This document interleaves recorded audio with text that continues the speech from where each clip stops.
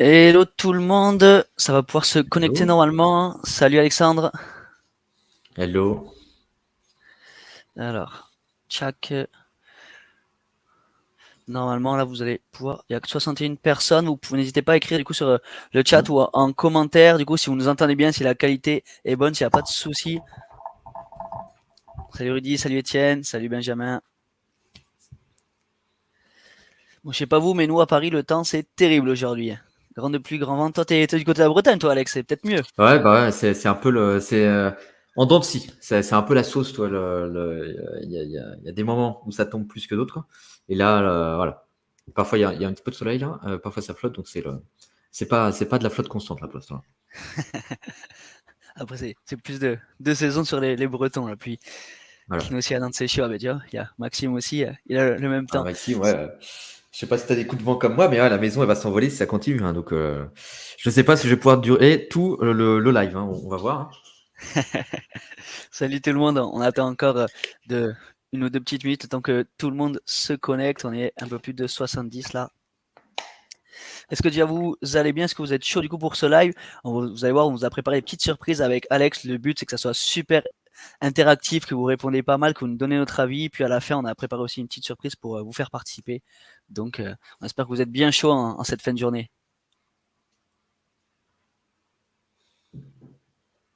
Hop. Ok, bon, on attend encore une petite minute, puis après on va pouvoir démarrer. Saint-Domingue, il y en a qui ont de la chance. Salut Romain. Allez. T'es prêt, Alex? Ouais. Hop. Alors. Ok. Là, on est combien là, on démarre maintenant là, ou on attend un peu que On tout est ça s'arrive? 70, on peut se présenter déjà en attendant de faire rentrer du coup les derniers retardataires. Et je pense que ça va monter d'ici quelques minutes. Donc pour vous présenter rapidement, du coup, Alex, je te laisse te présenter pour ceux qui ne connaîtraient pas encore. Ouais, donc moi du coup, bah, Alex Bringue. Je suis copywriter sur deux scopes spécifiques aujourd'hui. Donc tout ce qui va être landing page. Donc quand je dis landing page, ça va être des pages d'accueil, des pages produits, pas forcément les landing pages type lead magnet, etc. Parce qu'il y a un peu moins de matière en fait là-dessus, quoi. Et le second scope, ça va être sur tout ce qui est lié au copywriting de prospection. Donc ça peut être du message LinkedIn, ça peut être des messages d'ABM, ça peut être des séquences de prospection, quoi. Et je travaille exclusivement aujourd'hui avec des B2B SaaS. Donc bah là, vous n'avez pas les slides, mais avec des boîtes comme Spendesk, j'ai Pledzi, pardon. Je sais même plus c'est qui mes clients. Aussi, j'ai Silver aussi en ce moment. Enfin, bon, bref, et vous irez voir sur le website, vous avez toutes les rêves, quoi. Et donc, bah, voilà, je crois que ça résume un peu ce que je fais aujourd'hui, quoi. Et moi de mon côté, du coup, je suis Flavien, du coup, je suis gross chez Faro. Pour ceux qui ne connaîtraient pas, Faro, du coup, c'est le logiciel de prospection B2B qui va vous permettre d'avoir toutes les infos, du coup, sur les entreprises et les prospects en France et de le connecter à tous vos CRM, outils d'envoi pour pouvoir en quelques clics faire des listes très segmentées, les envoyer à vos campagnes et avoir une bonne segmentation pour améliorer son outbound. Mais après la segmentation, du coup, il y a l'expertise d'Alexandre qui arrive, le copywriting, et c'est là-dessus qu'on va parler aujourd'hui. On l'évoque pas trop souvent dans les webinars, donc on voulait avoir un expert sur le sujet, et c'est le cas avec Alexandre. Donc ouais, l'objectif, c'est qu'il vous donne toutes ces astuces et qu'on essaye du coup tous ensemble de se donner les meilleures choses pour améliorer son copywriting et avoir des meilleurs retours du coup dans ses campagnes outbound pour 2024. Mmh. Allez, bon, on va pouvoir commencer. Alors, le programme du coup de ce webinar, on va avoir plusieurs points. Tout d'abord, on va regarder ensemble les erreurs de copywriting à éviter. On va analyser quelques messages de prospection ensemble. Déjà, ça va être interactif. Là, on aura besoin de votre retour, que vous nous dites du coup si les messages vous semblent bons, si vous voyez des erreurs, etc. Et ensuite, on vous donnera notre analyse là-dessus. Ensuite, on verra avec Alexandre les étapes d'une bonne prospection, quelles sont les étapes à réaliser, quel est le marché à privilégier, comment du coup réaliser du coup sa bonne prospection et avoir le copywriting qui en découle. Troisième point, on va aller plus dans le détail du coup sur la structure d'un bon cold email. Un bon copywriting, ça doit être structuré. Vous connaissez sûrement tous la structure AIDA, il y en a plein d'autres qui existent, mais Alexandre du coup vous donnera sa secret sauce lui, qui l'utilise là-dessus. Ensuite, on aura 3 exemples de bons cold email qu'on analysera ensemble et pour vous montrer du coup quelques exemples de ce que l'on peut faire. Et puis s'il nous reste un peu de temps sur la fin, c'est la petite surprise. On voudrait analyser du coup en direct vos emails. Si vous avez du coup des campagnes que vous souhaitez que l'on review en direct avec Alexandre, vous pouvez les préparer Et à la fin de ce live, on vous fera monter du coup quelques personnes sur scène pour que vous nous présentiez du coup votre campagne. Et en quelques minutes, on essaiera d'apporter notre point de vue et si on peut trouver des axes d'amélioration.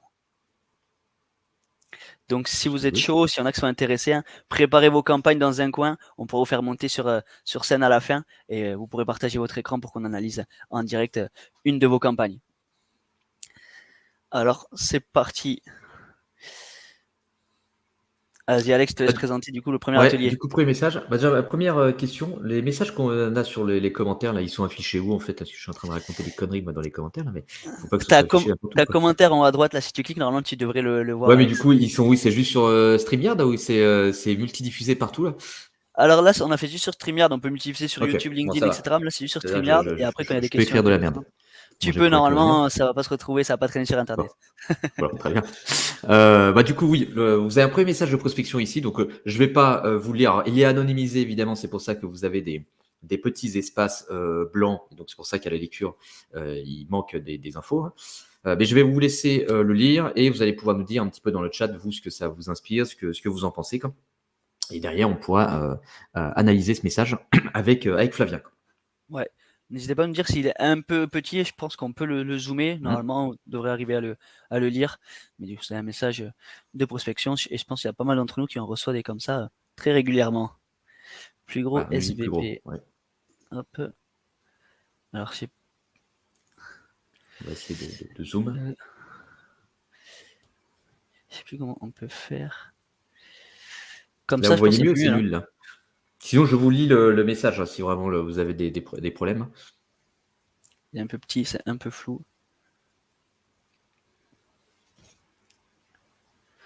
Ouais, je pense que tu peux lire si tu veux, Alex, parce que ça a l'air d'être un peu flou. Bon, on va essayer. Du coup, ça commence par Hello.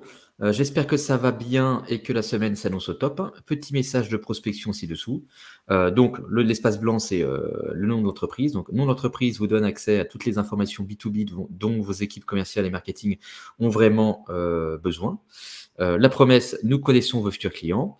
Base de données hautement qualifiée, connaissance de l'investissement média de vos prospects, gain de temps grâce au signaux business, accès à l'actualité de vos clients pour dénicher des icebreakers puissants. Chez nom d'entreprise, nous nous focalisons sur les annonceurs les plus dynamiques en termes d'investissement, ce qui permet de vous concentrer sur leurs besoins au bon moment. Maintenant que vous en savez plus, il y a ici 3 options. Option A, prêt pour en savoir davantage. Option B, prêt pour une démo. Option C, bonne semaine, nous sommes déjà sous tension. Au plaisir d'avoir votre réponse et bon lundi.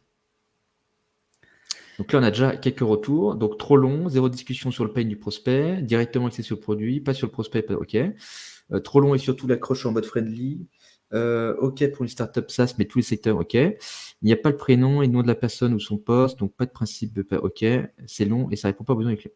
OK, voilà, là, du coup, vous taclez à la gorge direct. Vous mettez des gifles, tout de suite. Quoi. OK, donc c'est plutôt des retours ou des impressions négatives dessus, quoi.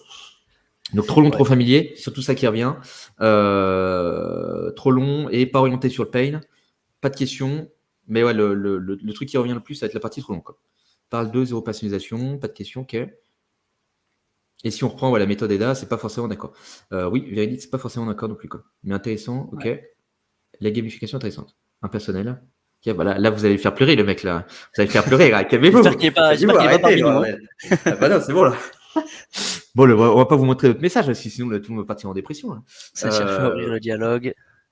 Ok, donc pas mal de choses à dire du coup sur ce message. Pas trop positif. Ouais, là, il s'est fait gifler. Là. Je pense que la personne qui a rédigé ça, elle est couchée, elle est repartie au lit là, en train de pleurer. On va vous montrer du coup un autre message et vous allez pareil nous dire votre avis du coup sur ce prochain message. Ce que vous en pensez. Ouais. Vous allez me dire pareil. Normalement, il est un peu plus gros. Ouais, normalement, je pense que là, vous voyez. Ouais. Là, normalement, tout le monde devrait bien voir.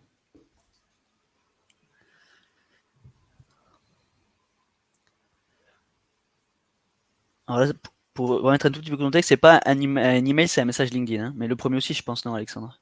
Ouais, message LinkedIn aussi, ouais. Donc, n'hésitez pas à nous dire justement qu'est-ce que vous aimez ou vous n'aimez pas sur ce message. On va nous partager un peu vos impressions là-dessus. Il a l'air de un peu plus plaire au public, beaucoup mieux, pas trop mal. On va à l'essentiel, on prend en compte le besoin client. Ça va être intéressant, hein. Ah, Les Teddy, retours tu dis qu'on a quand même derrière. trop long. Teddy, lui, Ouais. veut des trucs straight to the point, il n'y a pas le temps. Il est en mode, c'est bon, tu me fais 2 mots, mais sinon, c'est poubelle.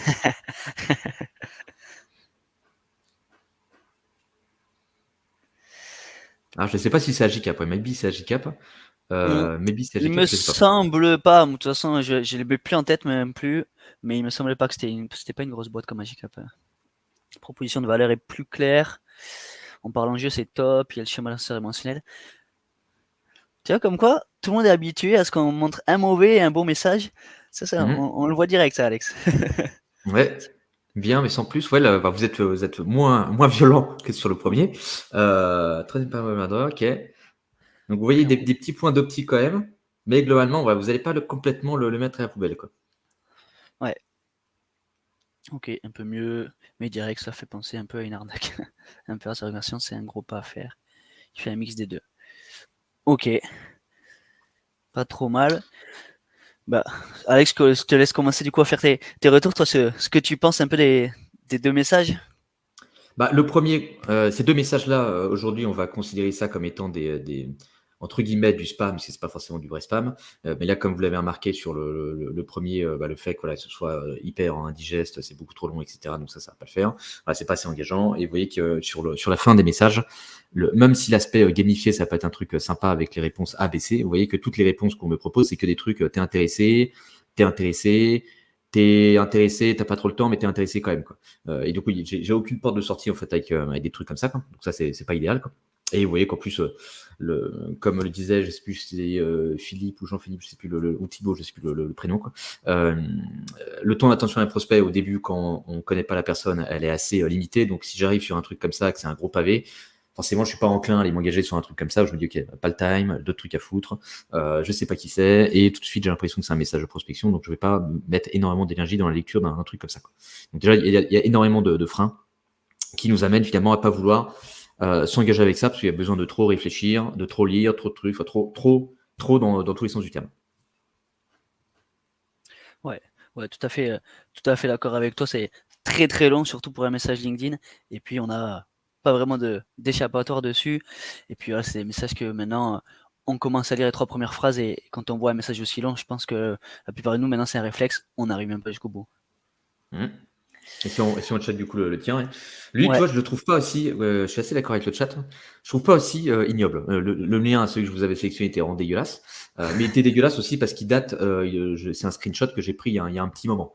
Donc c'est vrai qu'aujourd'hui, on croise moins ce type de message, mais on va plus croiser le type de message que Flavien a partagé, quoi. Donc moi, je suis curieux de voir jusqu'où ce que tu en penses, toi, Flavien, quoi.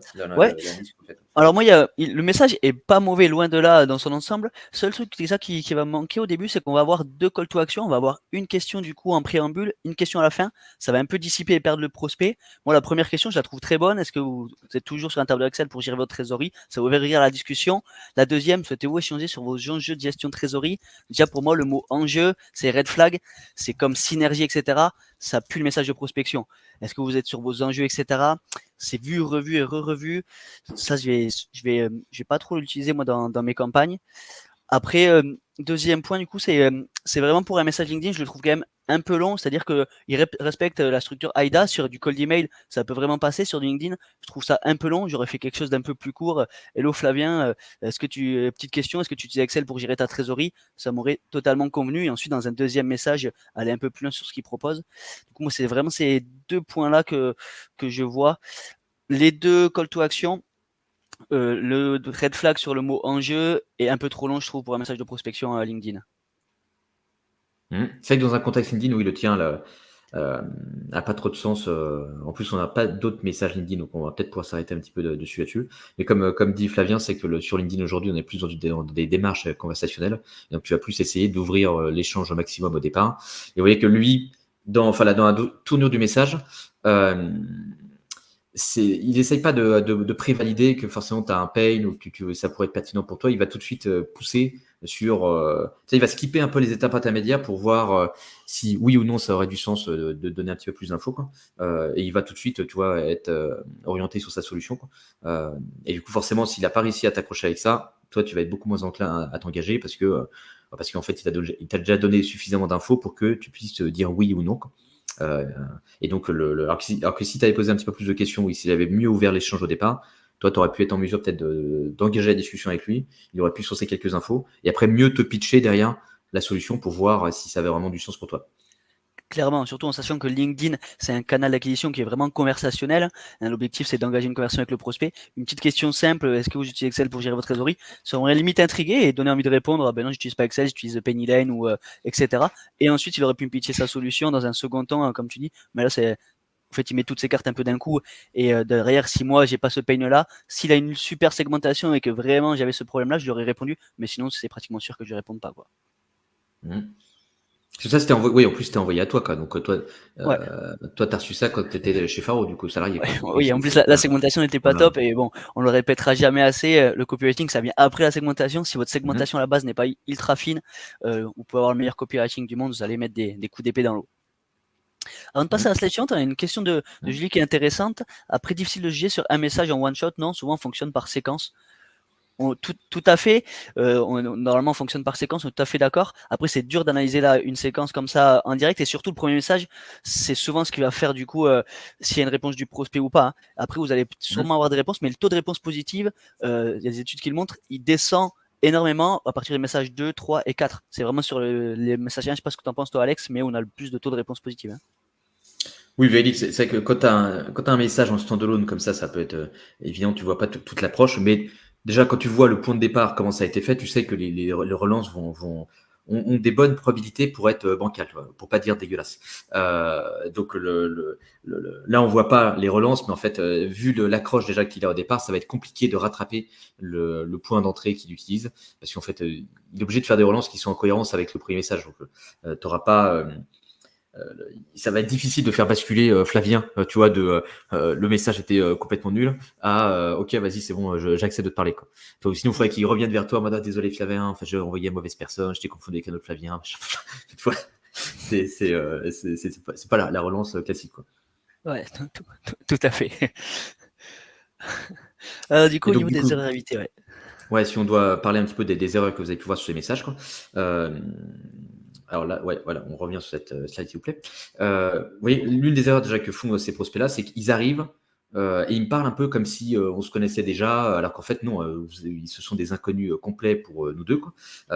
Donc, on n'est pas déjà familier avec eux, on ne sait pas forcément ce qu'ils font, et il y a zéro connexion entre qui ils sont et qui on est. Quoi. Donc, déjà, ça démarre mal, c'est-à-dire qu'ils s'adressent à moi comme si on était déjà familier, alors qu'en fait, on n'est pas du tout familier. Quoi.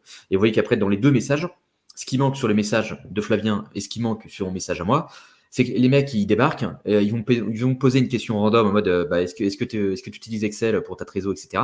Ok, mais en fait, t'es qui pourquoi tu me poses une question random comme ça, toi Enfin, j'ai pas envie de te parler, quoi. Donc, il faut que tu me donnes un peu de contexte sur pourquoi tu me contactes maintenant et pourquoi tu penses que le truc Excel pourrait être un sujet pour moi aujourd'hui, quoi. Donc, vous voyez qu'en fait, le point de départ est pas bon parce que ils n'arrivent pas à justifier leur approche, quoi. Et après, dans leur manière de tourner le message. Alors, c'est moins le cas sur le second message, mais c'était le cas sur le premier message.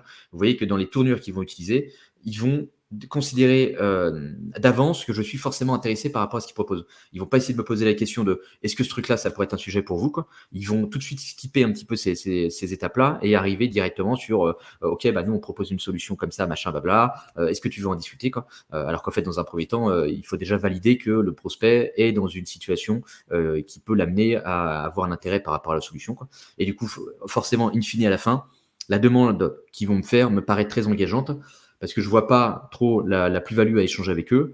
Moi, mon temps en tant que prospect, il est important pour moi, donc je ne vais pas passer toute ma vie dans des démos avec des gens que je connais pas et qui vont me vendre des trucs qui sont inutiles pour moi. Quoi. Et donc, du coup, déjà, si je ne suis pas prêt à te répondre, je suis encore moins prêt à avoir un call avec toi ou avoir un rendez-vous avec toi. Quoi.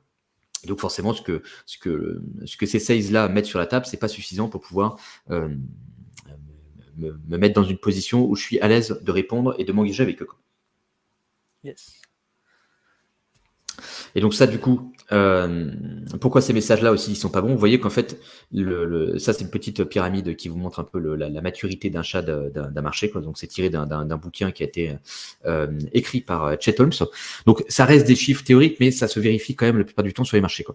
En gros, aujourd'hui, sur un marché, vous avez que 3% des prospects qui sont prêts à acheter immédiatement. Quoi. Donc si vous allez les voir et vous faites une approche similaire à celle qu'a reçu Flavien, il il y a moyen que le sales, il va quand même recevoir dans le lot, ah bah ça tombe bien, parce que oui, justement, ça c'est un sujet pour nous en ce moment, blablabla, et on est en train de faire du benchmark de solutions sur les trucs de trésorerie, quoi. Donc du coup, je suis OK d'échanger avec vous parce que ça peut peut-être avoir du sens qu'on creuse le sujet, quoi.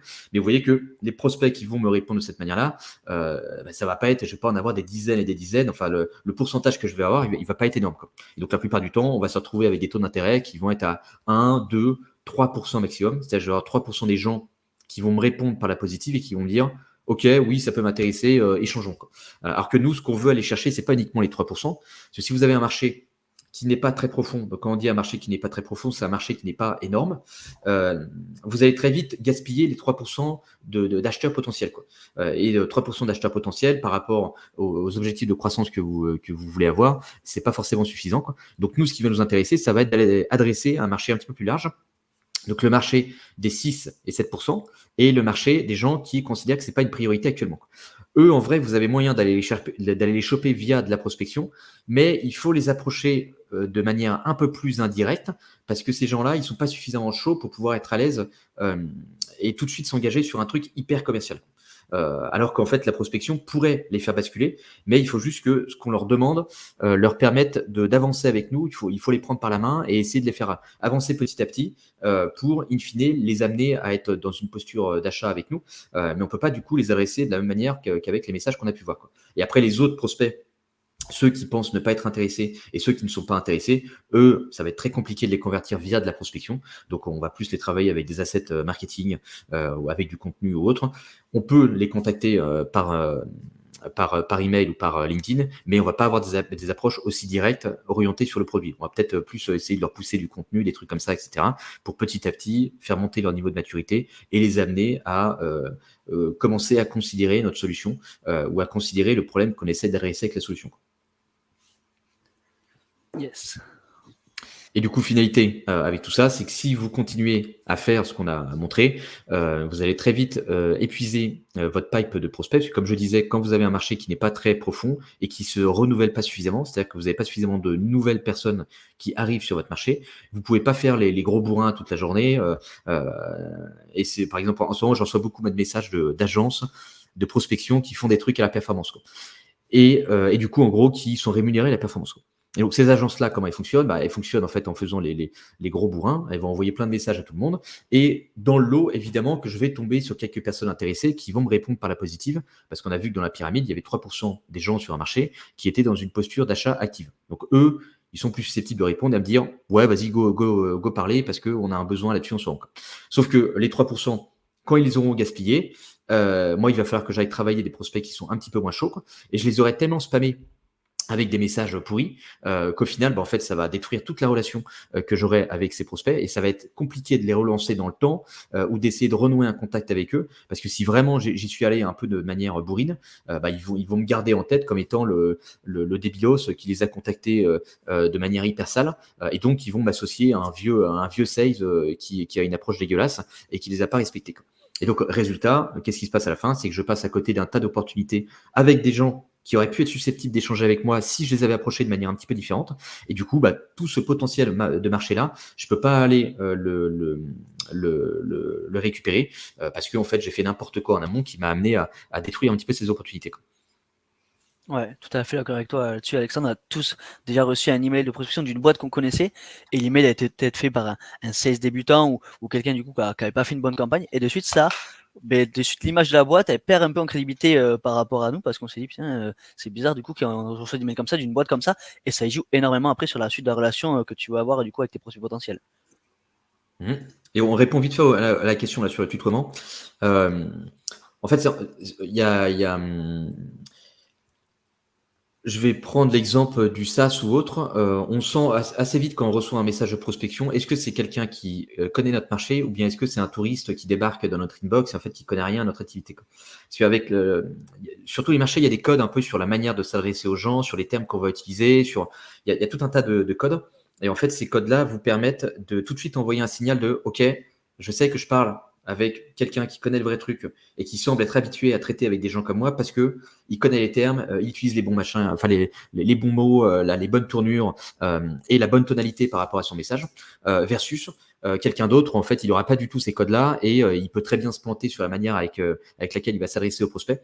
Donc, il n'y a pas forcément de règle absolue sur est-ce qu'il faut vous voyer, est-ce qu'il faut tutoyer. Il faut essayer de s'adapter au marché. Par exemple, quand je contacte mes prospects, la plupart du temps sur mon marché, sur tout ce qui va être B2B SaaS, donc un peu les startups, les boîtes tech, etc., je vais avoir l'habitude plutôt de les tutoyer, quoi.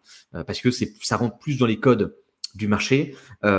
Et après, il y a toute une histoire de posture par rapport à comment moi je m'adresse aux prospects. Mais ça paraîtrait un peu plus bizarre pour eux que je les vous vois, parce que c'est pas forcément les codes du marché, en fait, de les vous voyez. On est plutôt, voilà, sur ce truc-là, on est plutôt chill. Et du coup, voilà, si je vous vois, ça, tout de suite, ça montrerait, ok, lui, c'est pas un mec qui a l'habitude de parler des mecs comme nous, ou ça donne un aspect un petit peu débutant parce qu'il s'adresse à moi comme si j'étais Jésus, quoi. Et donc, il commence à me voyer, machin, alors qu'en fait, c'est pas les codes de nos milieux, quoi. Alors que sur un autre marché, qui sont beaucoup plus à cheval sur les tournures, sur voilà, qui sont beaucoup plus formels, en fait, dans la manière de s'adresser aux gens, quoi. Eux, ils vont être plus regardants et ils vont bloquer si je commence à les tutoyer, quoi. Ou ils vont pas me répondre, ou ils vont me dire je vous trouve un peu familier, machin, je vous connais pas, machin, blablabla. Et donc avec eux, il va falloir que je mette beaucoup plus les formes et que je vous vois, voilà, que potentiellement je les adresse avec monsieur, madame. Donc tout dépend en fait des marchés. Et donc là, ce qui peut vous donner la bonne manière de faire, c'est simplement l'expérience que vous avez sur le marché que vous allez adresser. Ça vous permet en fait de voir comment ces gens-là fonctionnent. Est-ce qu'ils sont très formels, est-ce qu'ils sont pas très formels, et comment ils sont à l'aise, comment ils veulent qu'on s'adresse à eux au niveau de la tonalité. Ouais, franchement, j'aurais pas dit mieux. Moi, j'appelle ça le caméléon. C'est ressembler du coup à son prospect. Il faut s'adapter à son prospect. Si on parle avec un gloss de la tech, on va pouvoir le tutoyer, étudier sa syntaxe, etc. Si on parle à un juriste, bien entendu, le tutoiement sera un peu plus compliqué. Du coup, là, on va vous montrer justement les différentes étapes d'une prospection, parce que c'est là où justement ça part en sucette la plupart du temps, quoi. Donc, quand vous allez envoyer un message de prospection, le premier retour que vous allez rechercher, c'est pas de faire une démo, machin, etc., je sais pas quoi. C'est pas d'avoir un rendez-vous avec le prospect.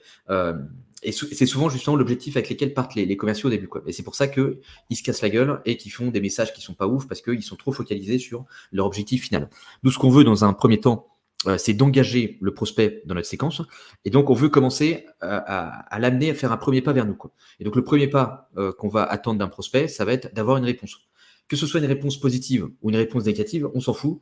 Ce qu'on veut, c'est il faut une réponse. Par exemple, si on prend le cas du message de Flavien de tout à l'heure, en fait, ça va être beaucoup plus compliqué pour le sales de récupérer Flavien quand il n'a pas répondu, plutôt que de récupérer Flavien quand Flavien lui a répondu. Et même si Flavien lui dit ça m'intéresse pas parce que blablabla, c'est pas un sujet pour moi, je sais pas quoi, le sales pourra toujours essayer de reprendre ce truc-là, de rebondir là-dessus et d'essayer de contrer l'objection de Flavien.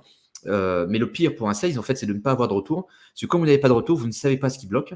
Vous ne savez pas s'il y a une objection quelque part. Vous ne savez pas si la personne a vu votre message ou non, quoi. Donc, en fait, vous avez zéro matière pour pouvoir essayer d'engager le prospect plus loin dans la discussion. Donc, nous, ce qu'on veut au début, c'est obtenir une réponse d'un prospect. Parce qu'à partir du moment où on a une réponse, ça va ouvrir l'échange. Et donc, on passe de je suis un inconnu complet à on a commencé à discuter. Et donc, c'est là où après, ça peut partir encore une fois en sucette. C'est qu'en fait, à partir du moment où les gens ont répondu, souvent les commerciaux vont se dire oula, il y a un Gus qui a répondu, moi je vais lui sauter dessus, puis je vais l'appeler dans tous les sens et on va booker une démo, quoi. Alors qu'en fait, c'est pas forcément la bonne manière de faire. Quand un prospect vous a répondu, nous, ce qu'on veut, c'est continuer la discussion et c'est d'essayer d'aller sur une prochaine étape qui n'est pas une étape de démo, qui va plutôt être une étape intermédiaire à partir du moment où le prospect n'est pas suffisamment chaud pour pouvoir être dans une posture d'achat active. Donc en gros, sous-entendu, s'il n'est pas dans les 3% de gens qui veulent acheter immédiatement, il ne faut pas aller lui proposer une démo parce que lui, il va vous dire ouais, en vrai, ta démo, je m'en fous, aucun intérêt pour moi parce que je ne veux pas acheter cette solution-là pour l'instant. Peut-être qu'un jour, je serai intéressé et je reviendrai vers toi. Et donc là, du coup, nous, on est bloqué parce que, ok, tu reviens vers moi, d'accord, bon, tu vas jamais revenir vers moi, il va jamais rien se passer, alors que potentiellement, ce prospect-là, j'aurais pu avoir un échange avec lui et l'aider à passer aux prochaines étapes avec moi si je lui avais proposé un rendez-vous différent qu'une démo. Et donc, qu'est-ce que je veux lui proposer comme type de rendez-vous ? Il faut que j'imagine, moi, un type de rendez-vous qui va permettre d'apporter de la valeur à des prospects qui ne veulent pas encore acheter ma solution, mais qui quand même pourraient être intéressés d'échanger avec moi parce qu'ils vont pouvoir en retirer une valeur autre que d'avoir une démo. Donc en gros, qu'est-ce que ça pourrait être? Imaginons que je vends une solution, par exemple, imaginons que je vends Faro. Déjà, vous allez avoir des exemples sur Faro tout à l'heure. Plutôt que de dire aux gens, tiens, est-ce que ça te dit une démo de Faro, machin, et du coup, je te montrerai comment la solution fonctionne. Je vais plutôt miser sur le truc, tiens, salut machin. Si ce truc-là, c'est un sujet pour toi, nous, on accompagne ton concurrent sur ce scope-là. Ils ont réussi à avoir tel résultat. Donc, si ça peut t'intéresser, je peux te montrer ce qui a été mis en place. Ça te filera peut-être quelques billes par rapport au playbook ou au process que vous avez actuellement. Est-ce que tu es ouvert pour que je te montre ou que je te partage pour que je te partage ce truc-là? Là, vous voyez qu'en fait, je vais plutôt tourner mon truc en mode, tiens, toi, ce qui t'intéresse, c'est d'atteindre tes résultats. Si tu veux, moi, j'ai justement quelque chose, enfin une boîte très similaire à toi qui a atteint ce résultat-là. Donc, si ça peut être utile, je peux te montrer comment ils ont fait et après, tu en fais ce que tu veux derrière. Et en fait, moi, du coup, de lui proposer un truc comme ça va me permettre de lui proposer en fait un type de rendez-vous. Il va se dire, bon, en vrai, au pire, le mec me montre, au pire, j'achète pas sa solution. C'est pas grave parce que dans le pire des cas, il m'aura apporté de la valeur avec des informations intéressantes. Et donc, ça justifie le fait d'aller faire un meeting avec lui. Parce qu'en fait, dans tous les cas, au mieux, ça se passe bien. Et en fait, Faro, c'est un truc de ouf. Et du coup, j'achète la solution parce qu'en fait, c'est une dinguerie. Et au pire, du coup, j'ai vu ce que faisait le concurrent. Ça va peut-être me donner des pistes. Et donc, ce sera utile pour moi pour pouvoir voir comment je peux faire dans ma situation pour améliorer ce qu'on met en place. Donc, nous, ce qu'on veut, en fait, c'est avoir une typologie de rendez-vous où le prospect va se sentir un petit peu con de vous dire non parce qu'il n'y aura pas d'excuse pour justifier de vous dire non. Si en fait, dans tous les cas, il sera gagnant et il aura une valeur suffisante pour vous justifier d'avoir un rendez-vous avec vous. Donc, c'est ça, en fait, une bonne typologie de rendez-vous. On veut avoir une typologie de rendez-vous où les prospects ont du mal à vous dire non parce qu'il n'y a plus d'excuses pour vous dire non, parce qu'en fait, ils n'arrivent pas à trouver une raison de vous dire non, parce qu'en fait, dans tous les cas, ils ont une grosse valeur à en retirer. Donc, la seule bonne solution, c'est de vous dire oui. Et donc, à partir du moment où vous avez réussi à faire un rendez-vous 2, enfin un rendez-vous 1 avec le prospect, potentiellement, vous allez utiliser ce rendez-vous-là pour justement mieux comprendre ce que le prospect met en place au niveau du scope que vous adressez aujourd'hui avec la solution. Par exemple, dans le cas de Faro, ce serait, comment vous faites votre prospection, vous, machin, ok, super intéressant, machin, là. Enfin, en fait, du coup, je vais profiter de ce rendez-vous-là pour faire en fait mon rendez-vous découverte. Et en fait, avec toutes les informations qu'il m'aura données, à la fin de mon rendez-vous, quand je lui aurai présenté un petit peu ce qui a été mis en place par le concurrent, je pourrais lui dire, tiens, en fait, ce que tu m'as dit, ça résonne pas mal avec les problématiques qu'on a chez les autres clients Faro, parce que ce que tu m'as dit, c'est typiquement le genre de truc que règle Faro aujourd'hui. Le but du rendez-vous d'aujourd'hui, c'était pas forcément de te montrer Faro, parce que voilà, c'était pas ce que je t'avais proposé, mais par rapport à ce que tu m'as dit, je pense que ça pourrait avoir du sens de ouf dans ta situation. Est-ce que tu serais OK pour qu'on se reprenne un autre temps ensemble, et cette fois-ci, je te montrerai un petit peu plus comment tu pourrais transformer tes process sur les trucs d'enrichissement ou de prospection, et du coup, voir comment tu pourrais implémenter ça chez toi pour pouvoir atteindre tes résultats. Donc là, vous voyez du coup que je vais faire mon truc en 2 temps, où je vais utiliser mon rendez-vous 1 pour sourcer un peu plus d'informations sur le prospect et voir comment je pourrais mieux lui pitcher ma solution pour justifier qu'il fasse une démo avec moi. Et du coup, grâce aux informations qu'il m'a données, là, je peux lui proposer une next step avec moi pour lui dire, OK, en fait, tiens, tout ce que tu m'as dit, c'est ouf, c'est typiquement le genre de truc sur lesquels, c'est typiquement les raisons pour lesquelles les gens achètent Faro aujourd'hui. Donc, peut-être que ça aurait du sens qu'on se recale un petit moment ensemble et que je te montre un petit peu plus loin ce qui serait possible de faire avec les process que tu as actuellement. Donc là, vous voyez, du coup, ça passe mieux parce que j'ai la matière suffisante pour pouvoir mieux lui pitcher ma fameuse démo. Et derrière, in fine, quand il arrive en démo avec moi, là, j'arrive sur les process plus classiques de négo commercial et de closing. Du coup, vous voyez un peu le process, mais ça, du coup, c'est hyper important parce que si vous n'avez pas la bonne approche et que vous proposez des trucs trop engageants aux prospects, ça va toujours bloquer. Parce qu'en fait, les gens vont pas être à l'aise de vous répondre parce qu'ils sont pas dans une posture où ils vont se dire je suis OK de m'engager commercialement. Donc en fait, s'ils sont pas à l'aise de s'engager commercialement, ça sert à rien de leur proposer un rendez-vous commercial parce que ça va les bloquer. Et peut-être que eux, en fait, ils sont dans l'entre-deux, ils ont un petit peu un doute et ils se disent Faro, je sais pas trop. En vrai, peut-être ça pourrait être intéressant, mais je sais pas trop encore. Et du coup, si je sais pas trop, je préfère ne pas y aller. Et ça, du coup, c'est dommage parce que c'est quelqu'un que j'aurais pu récupérer si je lui avais proposé quelque chose d'un petit peu moins engageant et qui lui aurait permis de s'engager avec moi et du coup lever cette objection qui l'amène à être un petit peu freiné pour s'engager commercialement, quoi. Donc du coup, cette partie-là, c'est l'une des parties les plus importantes sur la phase de prospection. Il faut que vous arriviez à imaginer ce que j'appelle des offres pour que les gens soient à l'aise d'engager avec vous et pour qu'ils puissent se dire, OK, bah viens, on se parle parce que ce que tu me proposes, c'est une dinguerie, quoi. Et donc, il faut absolument qu'on se parle parce que ce que tu peux me montrer ou ce que tu peux me partager, ça a une valeur assez énorme pour moi. Donc, oui, échangeons ensemble et montre-moi un petit peu ce truc-là. Et à partir du moment où là, il a échangé avec moi, je peux plus facilement passer sur les prochaines étapes. Du coup, bah là, vous avez un exemple du coup de structure d'email. Donc, première partie sur un email. Alors ça marche que vous soyez par téléphone, LinkedIn, email, enfin toutes les formes de prospection, vous pouvez utiliser ce framework-là. Donc, première partie, ça va être la phase de déclencheur. Alors, certains vont utiliser d'autres termes, intent, signaux business, etc. Enfin, il y a plein de termes maintenant pour ce truc-là. Moi, je préfère utiliser le terme déclencheur parce que je le trouve plus palpable par rapport à la logique derrière de cet élément. En gros, le déclencheur, ça va être un élément de contexte dans votre vie ou dans celle de votre prospect qui va vous permettre de justifier et de contextualiser votre prise de contact. En gros, pour éviter les messages que vous avez vus tout à l'heure, vous voyez que eux, ils vont démarrer leur message avec « Oui, bonjour Flavien, comment tu gères ton truc sur Excel ?» Moi, je dis « Ok frère, mais tu sors d'où ? Pourquoi tu me poses une question random comme ça sur Excel ? Bah non, je veux pas te répondre parce que tu sors d'une part là et je sais pas qui t'es, tu débarques. » Alors que s'il m'avait un peu plus expliqué pourquoi il me contacte aujourd'hui, par exemple, je sais pas, il aurait pu rebondir sur un truc de bah tiens, bonjour Flavien, en faisant je sais pas quoi, j'ai vu que tu sembles utiliser tel outil, machin truc, etc. Ah bah ça m'a interpellé parce que blablabla, je sais pas quoi, problème, etc. Donc ça, vous voyez qu'en fait, ce déclencheur-là, ça aurait été quelque chose qu'aurait fait le sales, c'est-à-dire le sales a fait une action qui l'a amené à découvrir quelque chose sur Flavien, qui lui a permis de justifier sa prise de contact. Et donc, du côté du prospect, bah, ça peut très bien être un truc que le prospect a fait. Par exemple, si Flavien a fait un post LinkedIn où il parle d'Excel, où il parle de la trésor de Faro ou autre, un truc comme ça, bah, le sales aurait très bien pu rebondir là-dessus pour dire hey, salut Flavien, j'ai vu ton post sur machin truc, sur ta trésorerie chez Faro, etc. Le point que tu soulèves, c'est intéressant parce que c'est une problématique qu'on règle avec notre truc de trésorerie, quoi. Si ça peut t'intéresser, je peux te montrer comment ça a été mis en place et voir si ça pourrait avoir du sens pour Faro. Qu'est-ce que tu en penses ? Est-ce que tu es ouvert ? Oui, non. Et donc là, vous voyez qu'en fait, le déclencheur ici, ça va être une action qu'a pu faire Flavien qui permet de contextualiser l'approche et de pouvoir le contacter au bon moment, quoi.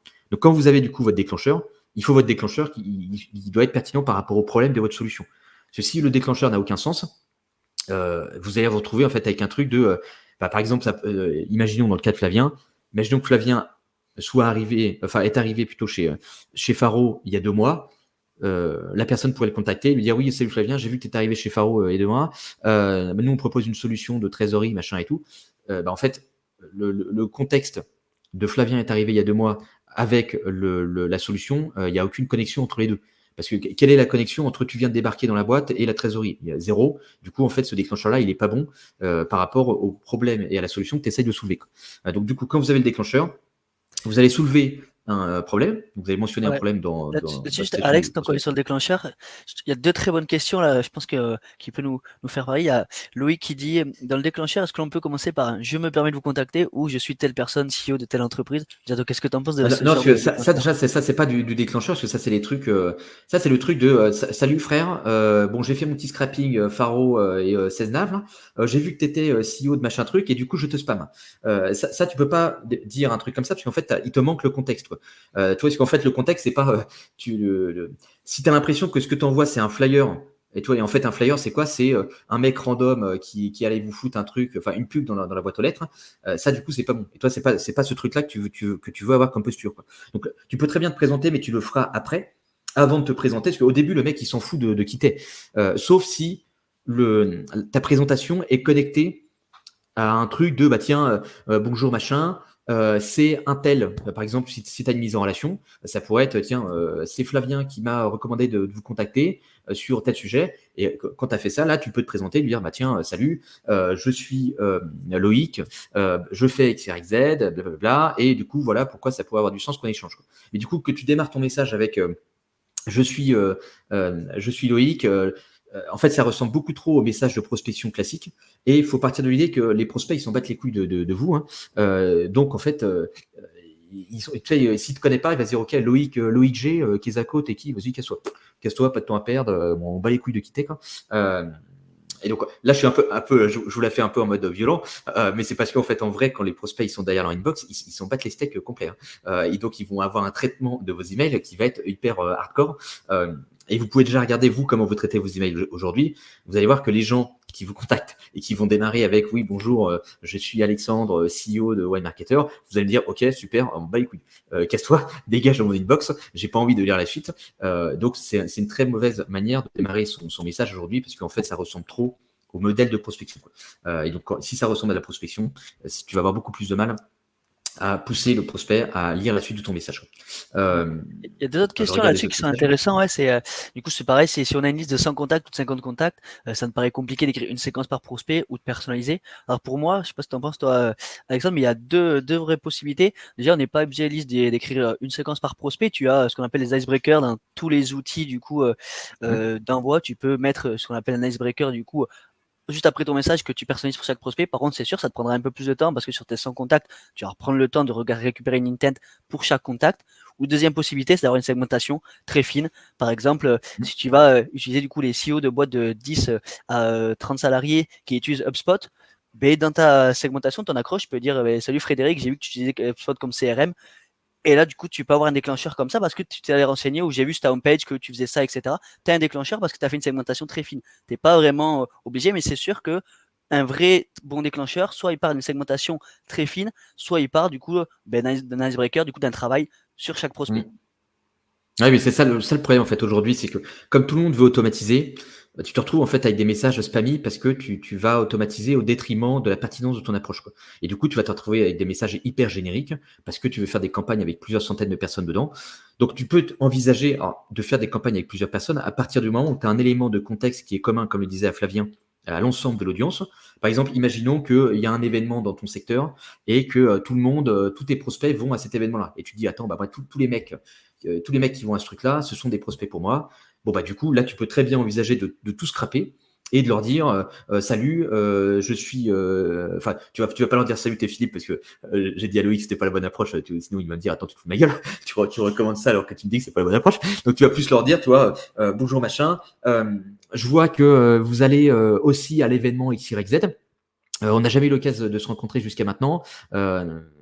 J'ai déjà quelques rendez-vous avec d'autres personnes sur Bidule Truc. Est-ce que vous soyez chaud pour qu'on se rencontre là-bas pour un petit café et discuter de XYZ?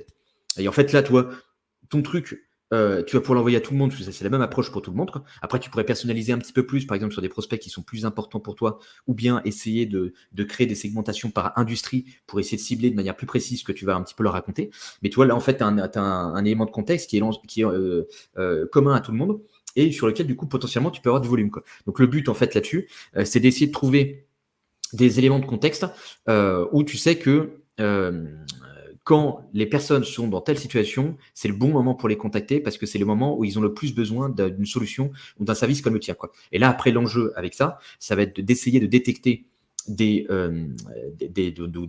intents, des déclencheurs, toi, des éléments que tu vas pouvoir toi récupérer via Internet, toi donc via LinkedIn, Faro ou autre, qui vont te permettre de faire une corrélation entre quand les gens ils sont dans telle situation, il y a telle donnée qui apparaît sur Internet, et c'est cette donnée-là qui me permet de repérer que le prospect est dans telle posture, est dans telle situation. Et donc, du coup, je vais récupérer telle donnée, et je vais, par exemple, automatiser tout un process pour récupérer cette data-là, et du coup, je vais pouvoir ensuite les contacter de manière automatisée. Quoi. Et là, après, tu peux faire ça, toi, avec pas mal pas mal de déclencheurs potentiels. Et du coup, à la fin, tu te retrouves avec un volume qui peut être intéressant pour toi.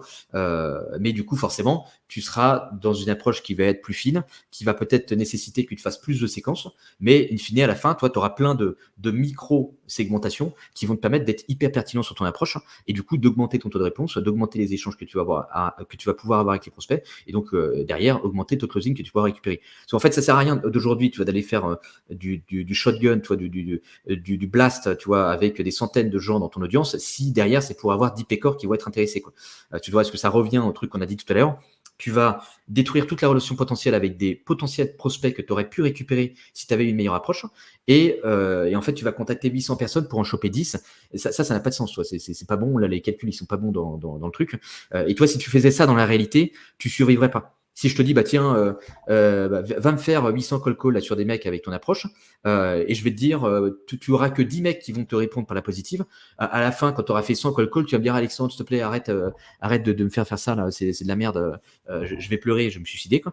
Donc toi, si ça, tu le ferais pas en call call, ça n'a pas de sens de le faire par code email. C'est juste que comme l'email, t'as pas de retour direct des prospects, tu te dis, ouais, vas-y, tranquille, je me fais pas trop défoncer par les gens, vas-y, on s'en fout. L'email, c'est moins violent que le téléphone, et donc je peux faire du sale avec l'email. Mais en fait, non, toi, si tu ne fais pas ça par téléphone, tu ne devrais pas le faire aussi par email, quoi. C'est qu'en fait, l'email, toi, te laisse trop de liberté, et du coup, tu te permets de faire du spam, alors qu'en fait, c'est pas la bonne posture, quoi. Du coup, on peut passer après sur l'autre side, Ouais. parce que là, vous avez un peu compris le truc. Là, du coup, si tu veux, Flavien, je te laisse reprendre la main là-dessus. Ouais, carrément. Bon, ça c'est pour un peu récapituler du coup ce qu'a dit Alex. Donc la structure d'un bon cold email. Donc les mails jetables du coup déjà objet avec une phrase. On l'a toujours dit, l'objet c'est maximum 3 mots. Si vous commencez à mettre une phrase dans votre objet déjà, ben, vous allez énormément perdre en taux d'ouverture. Donc là, vous allez directement arriver en spam ou en tout cas un taux d'ouverture qui reste très très bas. Objet avec emoji, c'est pareil. Personne ne reçoit ou n'envoie un email pro avec un emoji dans son objet. Enfin, en tout cas, moi, j'en ai jamais vu d'envoyer un email à mon collègue avec un emoji. Donc là, c'est directement considéré comme de la prospection. Expéditeur, pareil, inconnu. Voilà, si, comme l'a dit Alexandre à maintes reprises, si la personne ne sait pas qui on est, ne connaît ni la langue ni l'élève, c'est assez compliqué. Il y a aussi d'autres choses qui sont importantes à mettre, d'avoir la photo du coup contre son email, d'avoir une belle signature. Il y a plein de petites choses, de petits détails qui vont vous permettre du coup d'avoir un email qui va arriver en spam ou qui ne sera pas ouvert à un email qui va être intéressant. Le déclencheur, c'est game changer du coup dans sa prospection. Un déclencheur, mais le prospect de suite, il sait qu'on s'est renseigné sur lui, ou en tout cas qu'on le contacte pour une raison précise.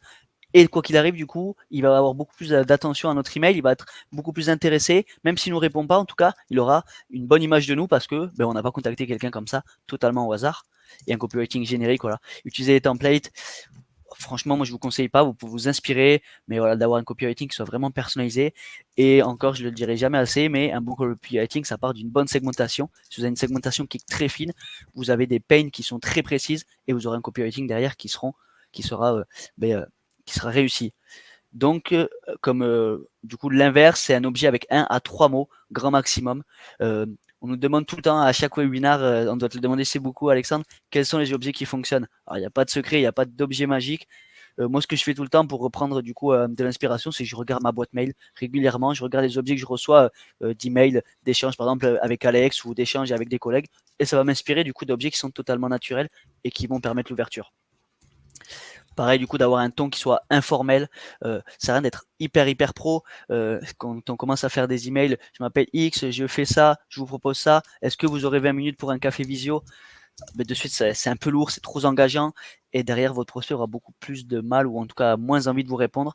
Expéditeur, voilà, qui soit familier, ça c'est important du coup, soit d'avoir des relations communes, d'avoir des intents pour pouvoir contacter la personne, être légitime à le contacter. La légitimité de contacter quelqu'un, ça c'est ce qui fera la différence dans votre ouverture.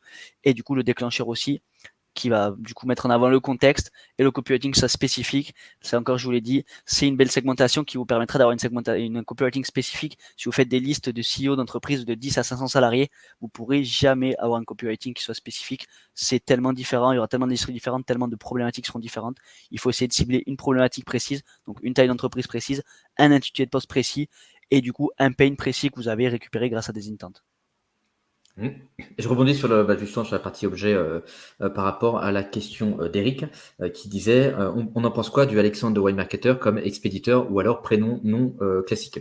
En fait, comme le disait Flavien, enfin je sais plus si tu as dit ça par rapport aux objets tout à l'heure. En fait, là, vous voyez que les prospects, quand on va recevoir un email aujourd'hui, en fait, on va l'analyser un peu dans 2 grosses catégories, quoi. Ou vous allez considérer que le mail, c'est un email jetable. Donc, les emails jetables, ça va être les emails de prospection, les emails de notification, voilà, quand vous recevez une notif quelque part, machin, bah, ça, c'est des trucs jetables. Tous les trucs, tous les emails transactionnels, par exemple, je sais pas, vous recevez une facture automatique, ce genre de trucs. Bah, tous les trucs qui vont être plus ou moins automatisés, ça va être considéré comme étant du jetable. Donc, potentiellement, vous allez les regarder, mais vous n'allez pas y apporter une attention extrêmement forte. Et derrière, ce qui rentre aussi dans les jetables, ça va être les emails de newsletter, quoi. Donc tout ce qui va être newsletter, voilà, les trucs que vous pouvez recevoir quand vous êtes abonné à newsletter.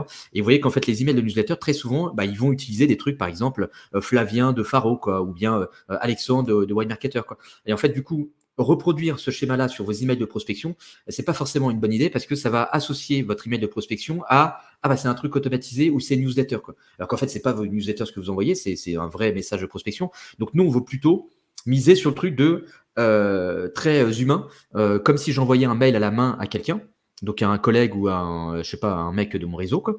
Et du coup, là, ce qui serait affiché, ce serait nom, prénom, quoi. Donc juste Alexandre Bringue ou bien Flavien, Rigo. Fabien Rivier. Voilà, j'ai pas frotter sur le nom. Mais du coup, voilà, il vaut mieux le jouer comme ça pour éviter d'envoyer un signal au prospect de c'est un mail qui ressemble à un email jetable. Et du coup, ça démarre mal parce que je vais potentiellement le mettre à la poubelle directement sans même l'ouvrir. Alors que si à l'intérieur, en fait, vous racontez les dingueries, du coup, le prospect ne va même pas pouvoir être exposé à ce que vous allez lui raconter. Donc, c'est pour ça qu'il vaut mieux éviter les objets avec Alexandre compagnie. Ou bien Flavien compagnie, quoi, et partir plutôt sur le truc classique nom prénom ou bien prénom nom, quoi. Yes. Ok, ça répond bien au truc. Et après, oui, pour répondre au truc de Vincent, ce que propose Vincent, c'est-à-dire mettre un RE 2 points pour donner des sentiments au prospect, c'est une réponse, enfin c'est un reply, un email. Tout ça, en fait, c'est des petits gimmicks, c'est des petits tweaks, mais en fait, c'est des petits. Quand le prospect déjà va voir que vous êtes foutu de sa gueule, ça va vous retomber dessus. Il va vous dire, ok, casse-toi de mon inbox, toi, t'es un spammer, tu dégages, quoi. Et puis ça, en fait, ça va pas vous rattraper une prospection qui est foireuse, quoi. Donc en fait, si vous avez besoin de ça pour pouvoir aller faire marcher votre truc, en fait, ça va rien faire marcher du tout. En fait, c'est pas suffisant pour faire skyrocket un truc. Si en fait, en faisant des trucs de base, ça marche pas, et vous vous dites tiens, demain je vais mettre un petit RE dans mon dans ma relance, et puis tout d'un coup ça va faire x2 sur mes réponses, ça n'existe pas, et en fait vous allez être déçu, et surtout vous risquez de passer pour un con auprès du prospect, parce que quand il va voir que c'est du bullshit, ça va pas le faire, quoi. Après, vous pouvez imaginer ce genre de petite mécanique, mais ça va être des bonus à partir du moment où vous avez un truc de base qui fonctionne bien. Donc par exemple, ce que vous pouvez faire là-dessus, et ce que j'avais testé à l'époque dans une précédente boîte, quand des mecs postulaient, pas postulaient pas, mais téléchargeaient une ressource, quoi. Donc, imaginons dans le cas de Faro, vous téléchargez un lead magnet, et en fait, Faro, ils vont vous laisser un petit champ dans le formulaire qui va vous demander, je sais pas, est-ce que tu as un problème avec ta prospection aujourd'hui, quoi. Voilà, ou est-ce que tu as prévu de prospecter prochainement, machin, un truc comme ça, quoi. Du coup, si la personne dit j'ai prévu de prospecter prochainement, quoi, ou si elle a coché la case j'ai prévu de prospecter prochainement, là, je vais faire partir une automatisation avec un message de type heureux, quoi. Ou du coup, le principe de ce message-là, ça va être. Attends, attends, j'ai des dingueries.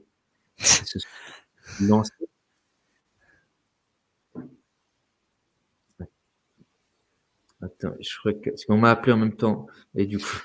Non, c'est bon, là. Ouais, un fucking on t'entend audio. bien. Et je ne sais pas d'où sort le son, là, con. Il n'y a pas de musique, là, sur le machin, hein.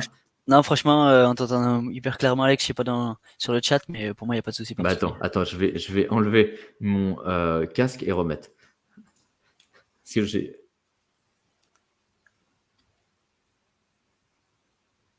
Alors. C'est ok pour toi? Ouais, c'est bon, c'est bon. Et du coup, qu'est-ce que je racontais déjà? J'ai complètement zappé avec mon truc. Ah oui, le RE, petit oui. hack, ouais. Oui, ah oui, le petit hack sur le formulaire. Oui, donc le machin sur le formulaire, donc bref. Et donc, en fait, quand la personne aura soumis le formulaire, quelques heures après, dans les horaires d'ouverture des bureaux, parce que je peux envoyer ça à 2h du mat et passer pour un con. Je vais faire un petit mail, par exemple, si c'est Flavien qui est marketeur et qui s'occupe de tout ce qui est contenu chez Faro, en fait, je vais faire partir un mail au nom de Flavien à un collègue sales où je vais dire, imaginons que ce soit moi le collègue sales, et en fait, c'est Flavien qui va me dire, tiens, Alex, j'ai Vincent Mallet de compagnie qui a téléchargé telle ressource. Il me semble qu'il a un besoin ou que c'est un sujet chez lui, la partie prospection. Comme on a des clients assez similaires à lui, je pensais que ça pouvait être utile que tu vois comment creuser et lui présenter ce qu'on a mis en place avec blablabla. Voilà, n'hésite pas à prendre contact. En fait, là, du coup, moi, ce qui va être fait, c'est que je vais faire un forward, donc un forward automatique, où je vais contacter du coup Vincent Mallet et je vais dire tiens, salut Vincent, Flavien m'a alerté de ce truc-là, est-ce que tu es dispo pour discuter de blablabla, je sais pas quoi. Et donc ça par exemple, ça c'est un petit truc qui pourrait être mis en place, mais vous voyez qu'on va un petit peu plus loin que juste le petit reply.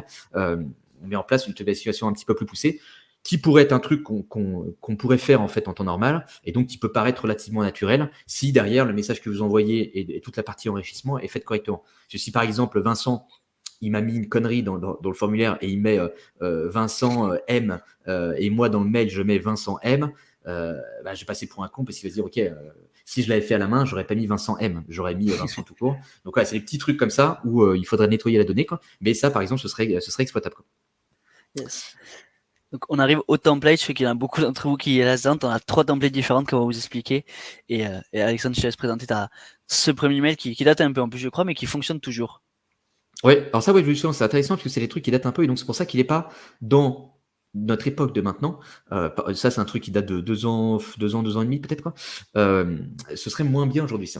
Donc, vous voyez que ça respecte quand même la fameuse structure, hein. Donc là, vous avez aussi un exemple d'objet. Et vous voyez, pareil, l'objet, comme on veut pas que l'objet il fasse trop marketer, on veut donner le sentiment que l'objet, ça a été fait vite fait, quoi. Voilà, un peu sur le pouce, en mode j'envoie un mail à la main.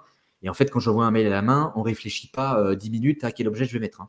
On va mettre un objet qui nous passe par la tête rapidos et on envoie le mail, quoi. Donc là, vous voyez qu'il y a le déclencheur, c'est le truc de je suis tombé sur la chaîne YouTube de School Lab en faisant ma veille.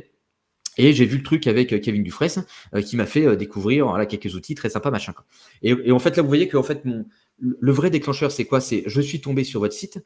Mais de dire au prospect, je suis tombé sur votre site, ça paraît hyper bullshit parce que tout le monde dit ça aujourd'hui. C'est comme dire, tiens, salut Flavien, je suis tombé sur ton profil LinkedIn. Et en fait, c'est ultra bateau, quoi. Donc, c'est pas, ça, on peut pas vraiment aujourd'hui les considérer comme des déclencheurs. Donc, vous avez besoin d'un contexte euh, qui va crédibiliser un petit peu le côté je suis tombé sur ton site ou je suis tombé sur ton LinkedIn. Donc là en fait, le je suis tombé sur ton site, c'est le vrai déclencheur, ça va être je faisais ma veille, je suis tombé sur votre chaîne YouTube et en fait, c'est ça qui m'a amené à explorer un petit peu plus ce que vous faites chez School Lab. Et en explorant, tiens, j'ai vu que vous avez machin un truc, blablabla. Ça, c'est un problème assez courant par rapport à ce que je vois chez les clients que j'accompagne. Si ça t'intéresse, je peux te montrer comment telle entreprise a atteint tel résultat. Est-ce que ce serait utile pour toi que je te partage ça? Et vous voyez que là, du coup, je ne lui fais pas un appel à l'action.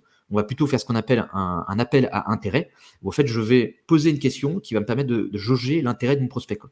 Où je ne vais pas lui dire, tiens, est-ce que tu veux qu'on se cale un meeting ensemble? Je vais lui dire, dans un premier temps, est-ce que déjà ce que je te propose là comme valeur, ça pourrait être utile ou bien tu t'en fous complètement, quoi. Et en fait, en fonction de la réponse, là, je vais pouvoir, moi, après, ajuster ce que je vais proposer à la personne et ça va me permettre de voir ce qui bloque ou ce qui bloque pas et de potentiellement essayer de caler une next step si je vois qu'il y a une ouverture qui me pourrait me permettre d'aller plus loin, quoi. Autre email, du coup, c'est un email que j'avais envoyé aussi il y a quelques temps, où pareil, on va respecter du coup la structure d'Alexandre. On ne s'est pas coordonné pour les emails, mais on envoie à peu près le même type d'email. On va essayer de travailler sur un déclencheur. Moi, sur un déclencheur, du coup, là-dessus, il faut savoir que sur cette séquence-là, c'est surtout la segmentation qui était ultra importante. Je segmentais les grosses entreprises du coup de 20 à 49 salariés qui utilisaient HubSpot. Et ensuite, j'allais du coup sur chaque profil regarder que c'était bien lui qui faisait de l'outbound, ses dernières activités, s'il l'aimait, du coup, il avait des contextes avec l'outbound, etc. pour avoir une segmentation qui soit très précise. Donc là, j'ai mis une accroche du coup Hello Milan. J'ai vu que sur une ligne t'occupais de créer des listes et des campagnes outbound chez Concorde. Ensuite, il me semble, du coup, on va avoir sa problématique, on va appuyer le contexte. Il me semble que tu vises les services juridiques de grande école entreprise dans ton outbound. Là-dessus, c'est pareil, c'est un peu de veille, un peu de personnalisation. On regarde ses cibles, on va analyser son site internet, son LinkedIn et regarder du coup les témoignages clients pour savoir du coup les personas et les ICP du coup qui va cibler. d'expérience. Ensuite, on va essayer d'aller voir le problème. Ça incite pas mal de retraitements pour trouver les bons interlocuteurs pour chaque compte. On sait que les entreprises, du coup, des services juridiques de grandes écoles type HEC ou de grandes entreprises, il y a des multiples personnes. Si on n'a pas un organigramme ultra précis, on passe un temps fou à trouver notre bon interlocuteur. Donc pour moi, c'était un pain que j'avais essayé d'analyser du coup là-dessus. Et derrière, on propose une solution avec Faro en 3 clics. Tu fais ta recherche d'entreprise, tu as un organigramme précis, puis tu peux l'envoyer dans HubSpot. Je sais que la personne utilise HubSpot, donc j'essaye d'être le plus opportun possible, en tout cas le plus juste possible. Et pareil, call to interest, ça peut t'intéresser que je te montre. Oui, non, la personne, s'il n'est pas intéressé, il va pas me répondre. Mais pas est-ce qu'on pourrait échanger ensemble directement. C'est vraiment est-ce que ça t'intéresse ou pas. Comme l'a dit Alexandre, c'est super important de pas trop engager le prospect parce que nous, quand on les reçoit déjà les emails, on n'aime pas trop ça. Il y a plein de trucs intéressants sur ce mail-là. Parce que déjà, si tu reviens sur mon mail d'avant, parce que je sais qu'on est passé un peu vite dessus. Vous voyez, au fait, le problème de ce mail-là, c'est qu'aujourd'hui, il serait trop long. Et du coup, il aurait fallu que déjà que ce soit plus straight to the point en fait au départ. Par exemple, je suis tombé sur la chaîne YouTube, machin, blabla, blablabla. En fait, on s'en bat les couilles du truc de la chaîne YouTube. J'aurais tout de suite pu entamer, tiens, salut machin, j'ai croisé la vidéo avec Kevin Dufresne, hyper cool, machin, bla, tac. Du coup, j'ai regardé un peu plus ce que vous faisiez chez Schoolab et j'ai remarqué ce truc-là. Est-ce que c'est un sujet pour toi, ce machin PS, tiens, si ça t'intéresse, je peux te montrer, blabla, comment tel truc a fait tel résultat, quoi. Donc là, vous voyez, en fait, par rapport au contexte de maintenant, comme il y a plus de prospection, comme les prospects sont plus sollicités, il aurait fallu faire un truc encore plus court et potentiellement diviser cet email en deux. Et ça, plutôt que d'essayer de tout mettre d'un coup, ça aurait pu avoir du sens ici d'essayer de le couper en deux et de mettre le reste de mon message dans une relance d'après pour éviter d'avoir trop d'informations, pour éviter de surcharger le prospect et du coup d'avoir quelque chose qui soit plus intelligible. Et si on revient du coup sur le mail de Flavien, vous voyez, il y a pas mal de petits trucs intéressants qui font la diff par rapport à ce qu'on aurait en temps normal, quoi. Donc vous voyez, lui, là, ce qui est intéressant avec Flavien, c'est qu'en fait, il va très vite casser le truc. Je vois que sur LinkedIn, tu fais des trucs, quoi. Parce qu'en fait, son vrai déclencheur, c'est pas juste j'ai vu sur LinkedIn que tu étais marketeur chez machin truc, quoi. Là, il va jouer sur le côté, tiens, j'ai vu sur ton LinkedIn que tu étais en charge de X, Y, Z. Donc là, en fait, il va pas juste se baser sur le job title, il va aller checker en fait le scope du prospect. Et comme en fait personne ne fait ça, ou personne ne veut se casser le cul à faire ça, bah forcément, ça vous permet de sortir de l'eau beaucoup plus par rapport à d'autres. Et donc là, même si son déclencheur, il est un peu léger parce qu'on se dit, OK, tu m'as juste tapé dans une liste ou je sais pas quoi. Le fait qu'en fait, qu'il aille dans ce niveau de détail, ça permet de justifier un petit peu plus son approche et d'avoir un angle plus précis qui va lui permettre quand même de susciter un minimum de curiosité chez le prospect ou en tout cas un minimum d'ouverture, on va dire, chez le prospect.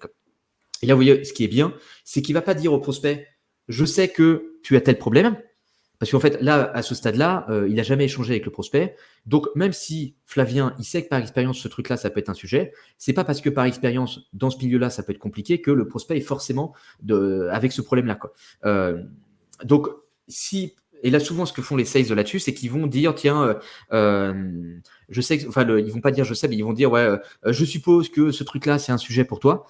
En fait, ils vont avoir une posture, ils ne vont pas essayer de vous poser la question de est-ce que tu as tel problème? Parce que j'ai remarqué ce truc-là, c'était un sujet assez courant sur ton secteur d'activité. Ils vont tout de suite arriver avec le truc, bah, je sais mieux ce que tu vis au quotidien parce que en fait, si je commence à te poser la question de est-ce que c'est un sujet, il y a des possibilités que tu me dises que c'est pas un sujet et donc je ne pourrai pas aller plus loin avec toi. Et donc, je vais partir de l'idée que c'est forcément un sujet pour toi et donc je vais avoir une posture un petit peu agressive par rapport à toi où en fait, tu vas avoir l'impression que je réfléchis à ta place, alors qu'en fait on n'a jamais parlé. Et donc ça va amener un petit mouvement de recul des prospects parce qu'ils vont se dire ok, non mais attends, tu débarques dans l'inbox, déjà je sais pas qui t'es, tu commences à m'inventer une vie, à faire genre que tu connais ma vie, hein. Casse-toi mon gars, je sais pas qui t'es, dégage quoi, j'ai pas envie de parler avec toi. Alors que là en fait avec la posture qu'a Flavien, il arrive plus avec une posture un peu juvénile ou avec pas mal d'humilité. Il arrive avec en mode d'après ce que je vois, il me semble que tu gères ce truc-là, mais je ne suis pas sûr. Peut-être que je me trompe, donc je ne vais pas supposer quelque chose. Voilà, donc il me semble que tu fais ça, mais c'est peut-être pas sûr. Et derrière, il ne va pas vous dire je suppose que tu as tes problèmes. Il va vous dire d'expérience par rapport à ce que je sais, parce que j'accompagne déjà des boîtes comme toi, ça peut nécessiter pas mal de retraitements, machin, etc., pour trouver le bon interlocuteur. Chez Faro, voilà, on a simplifié ce truc-là en faisant X, Y, Z. Est-ce que tu voudrais que je te montre ça ou bien tu t'en fous complètement? Donc là, vous voyez, la posture qu'a Flavien, on se dit, ouais, Flavien, j'ai l'impression que c'est un mec sympa. J'ai pas l'impression que c'est un mec qui va me spammer. parce qu'en fait, il a une posture où je sens c'est pas un vieux sales qui va me courir après toute la journée et qui va pas me respecter, qui va pas respecter quand je vais lui dire non, Flavien, je suis pas intéressé, quoi. Là, j'ai plus l'impression que Flavien, c'est un mec assez sympa et assez ouvert. Et si je lui dis bah non, Flavien, c'est pas un sujet pour moi ce truc-là pour l'instant, et ben en fait, je sais j'ai le sentiment qu'il va pas aller me spammer derrière ou qu'il va pas essayer d'aller me sortir des dingueries, quoi, et qui va respecter mon nom, quoi. Et donc c'est ça en fait la posture qu'on veut avoir en fait au niveau sales aujourd'hui. On veut avoir une posture où les gens se disent ouais, je suis à l'aise de répondre à cette personne-là parce que j'ai pas l'impression qu'il va me forcer la main. Et en fait c'est ça le problème avec beaucoup de commerciaux aujourd'hui, c'est que c'est un peu des forceurs, c'est que c'est des gens en fait qui vont pas respecter en fait la situation du prospect ou la posture dans laquelle est le prospect. Et en fait, si le prospect il dit qu'il n'est pas intéressé, ils vont faire genre qu'ils n'ont pas entendu, ils vont forcer l'interaction et ils vont essayer de forcer un meeting avec vous, quoi. Et en fait, comme vous êtes quelqu'un de sympa, vous n'êtes pas forcément à l'aise vous vous êtes fait embarquer dans un bourbier et vous dites ok, bon bah apparemment ma seule manière de m'en sortir c'est d'accepter le rendez-vous avec ce mec-là. Bon bah d'accord, oui j'accepte le rendez-vous et en fait derrière vous allez ghoster le commercial parce que en fait c'est comme le harcèlement de rue, quoi, hein. C'est pour ça que souvent je fais des parallèles avec moi avec tout ce qui est séduction. Quand vous avez un mec qui est hyper insistant, un peu chelou, qui vient vous voir, alors ça c'est le cas quand vous êtes une femme, mais si vous êtes un homme, bon, peut-être que ça peut vous arriver aussi, hein. Vous allez vous dire à un moment, ok, le mec il est un peu weirdo, je sais pas, j'ai l'impression qu'il est un peu énervé là. Bon, je vais lui filer mon numéro, je vais me casser, comme ça je vais avoir une porte de sortie pour partir, quoi. Parce que j'ai peur et en fait je suis plus à l'aise de me filer mon numéro et de le ghoster plus tard, plutôt que en fait de pas lui donner mon numéro et que ça parte en couille et je sais pas ce qui va se passer derrière. Et du coup, voilà, la porte de sortie pour moi, c'est de donner mon numéro, quoi. Et du coup, il y a beaucoup de sales qui ont finalement cette posture un petit peu de harceleur. Alors, évidemment, c'est pas les mêmes enjeux, mais du coup, les prospects, en fait, comme ils n'ont pas de porte de sortie, ils vont se dire, ok, bah d'accord, oui, j'accepte ton rendez-vous. Et en fait, c'est après, quand je serai tout seul dans mon coin, que je ne viendrai pas à ton rendez-vous, parce que là, je serai bien dans mon coin peinard, et du coup, tu seras plus en face de moi, et après, je vais te ghoster, je vais plus jamais te répondre, quoi. Donc, vous voyez que ça, c'est le genre de truc qu'on veut éviter, quoi. Et du coup, la posture de Flavien là-dessus est beaucoup plus intéressante, parce que là, on n'a pas l'impression d'avoir un mec qui va nous harceler, plus l'impression d'avoir quelqu'un qui respecte un petit peu comment on veut conduire l'échange avec lui. Et du coup, je suis beaucoup plus à l'aise de lui dire oui ou de lui dire non, parce que j'ai pas l'impression qu'il va me spammer derrière, quoi. Et du coup, dernier petit message de prospection. Donc là, du coup, celui-ci est plus actuel, donc dans le cas de Faro aussi, quoi. Vous voyez, par rapport au premier message que je vous ai montré tout à l'heure, là, on a quelque chose de beaucoup plus straight to the point, quoi. Et donc là, vous voyez, du coup, le déclencheur, c'est quoi? C'est j'ai croisé ton offre d'emploi. Le problème avec les déclencheurs d'aujourd'hui, c'est que souvent, par exemple, ce côté offre d'emploi, c'est un truc qui est pas mal exploité parce que c'est assez courant maintenant dans les outils d'avoir des trucs pour pouvoir scraper les offres d'emploi, etc. Le problème de ça, c'est que du coup, ça peut paraître artificiel quand vous allez dire à un prospect, oui, bonjour machin, j'ai vu ton offre d'emploi sur Indeed. Parce qu'en fait, si tout le monde utilise la même mécanique, moi, je veux dire, oui, bah, d'accord, t'es un bullshitter, t'as automatisé le truc et en fait, t'as rien vu du tout, t'es en train de me raconter des conneries, quoi.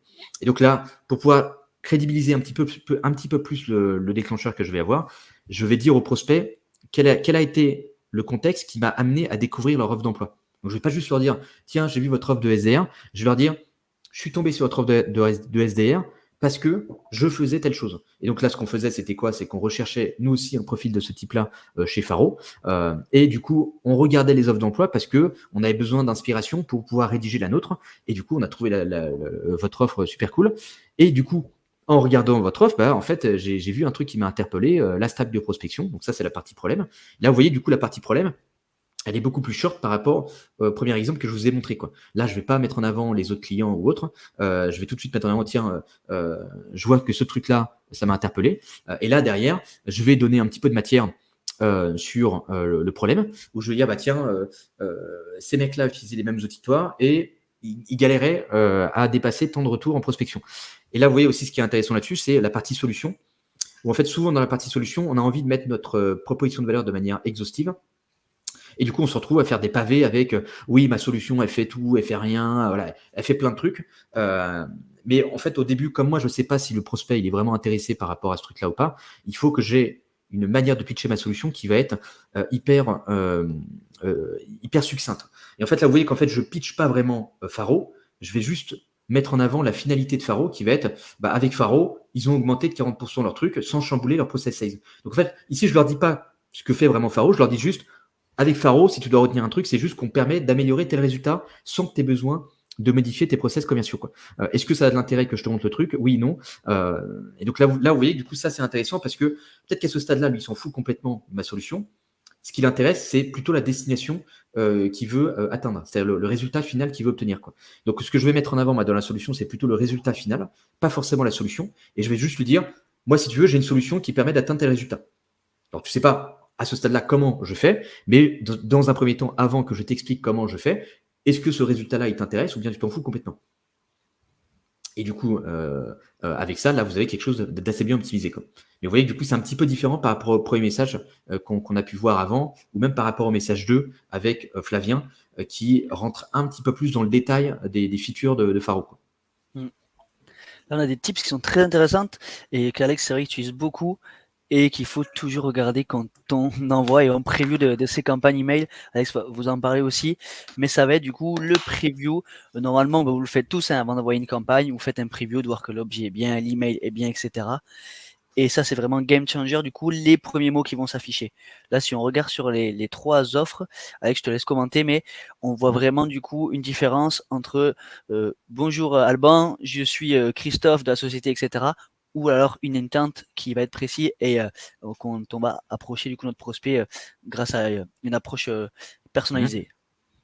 Ouais, parce qu'en fait, ça, c'est important pour vous, parce qu'en fait, quand vous envoyez un email, imaginons que demain, je vous envoie un email et que je vous mets mon numéro de carte bancaire dessus et je vous dis oui, j'ai 10 000 balles. Alors, il ne faut pas que vous disiez ça parce que sinon vous allez vouloir me voler mon numéro de carte bancaire. J'ai 0 thunes sur mon carte bancaire, déjà pour vous dire. Donc, ne cherchez pas au numéro de carte bancaire. Mais imaginons, demain, j'ai une tonne de blé sur un compte et je vous dis voilà, voici mon numéro de carte bancaire, tu peux utiliser autant que tu veux, il y a 10 000 balles que tu peux claquer comme ça. Bon, évidemment, ça paraîtrait hyper scammy, mais imaginons que ce soit pas un scam et qu'en fait ce soit un truc véridique. En fait, même si à l'intérieur de l'email, je vous mets un truc incroyable, si ma première phrase, elle est toute pourrie et que je commence à vous dire « Oui, bonjour, machin, je suis Alexandre, CEO de Wiremarketer, machin, blabla », en fait, vous n'allez même pas ouvrir mon message, alors que la suite de mon message, dans la suite du message dans les autres éléments que j'allais pousser, il y avait plein de trucs hyper intéressants pour vous, avec une valeur incroyable. Donc, tout ça pour vous dire qu'en gros, si votre première phrase, elle n'est pas bonne et elle amène votre prospect à ne pas ouvrir votre message, en fait, ça ne sert à rien d'avoir des messages de fou derrière sur le produit, sur la proposition de valeur, sur le problème que vous avez soulevé. Parce qu'en fait, les prospects ne vont même pas ouvrir votre message. Donc, c'est pour ça que la première ligne et votre déclencheur, elle est hyper importante parce que votre prospect a besoin d'ouvrir votre message pour pouvoir voir ce que vous allez raconter par la suite. Donc, c'est pour ça que se présenter, c'est pas idéal. Donc, si vous avez une partie de votre message à bien travailler, enfin à travailler de manière plus poussée que les autres, ça va être vraiment la première ligne, parce que c'est ça qui va déjà dicter si oui ou non le prospect a envie d'ouvrir le message ou pas, quoi. Et du coup, le petit test que vous pouvez faire, c'est que vous prenez un message de prospection, vous l'envoyez à vous-même, et vous regardez dans votre inbox, moi ce que je fais en gros pour pouvoir faire cet exercice-là, c'est qu'en fait, tous les spams que je reçois, tous les messages de prospection, que ce soit des bons messages ou des messages pourris, je vais les mettre dans un dossier prospection. Alors je réponds quasiment jamais aux messages de prospection parce qu'à chaque fois ils sont éclatés, parce que les mecs me proposent des trucs dégueulasses. Et en fait derrière je me dis ok, ça c'est l'inbox de mon prospect parce qu'il est spammé toute la journée, donc il va recevoir les mêmes trucs que moi. Donc est-ce que mon message de prospection que je m'apprête à lui envoyer, est-ce que dans ce flux de spam qu'il reçoit au quotidien, est-ce que mon message, il sort du lot ou bien en fait, mon message, il ressemble trop aux autres trucs de prospection et du coup, en fait, il est noyé dans la masse et en fait, le mec va pas ouvrir mon message, quoi.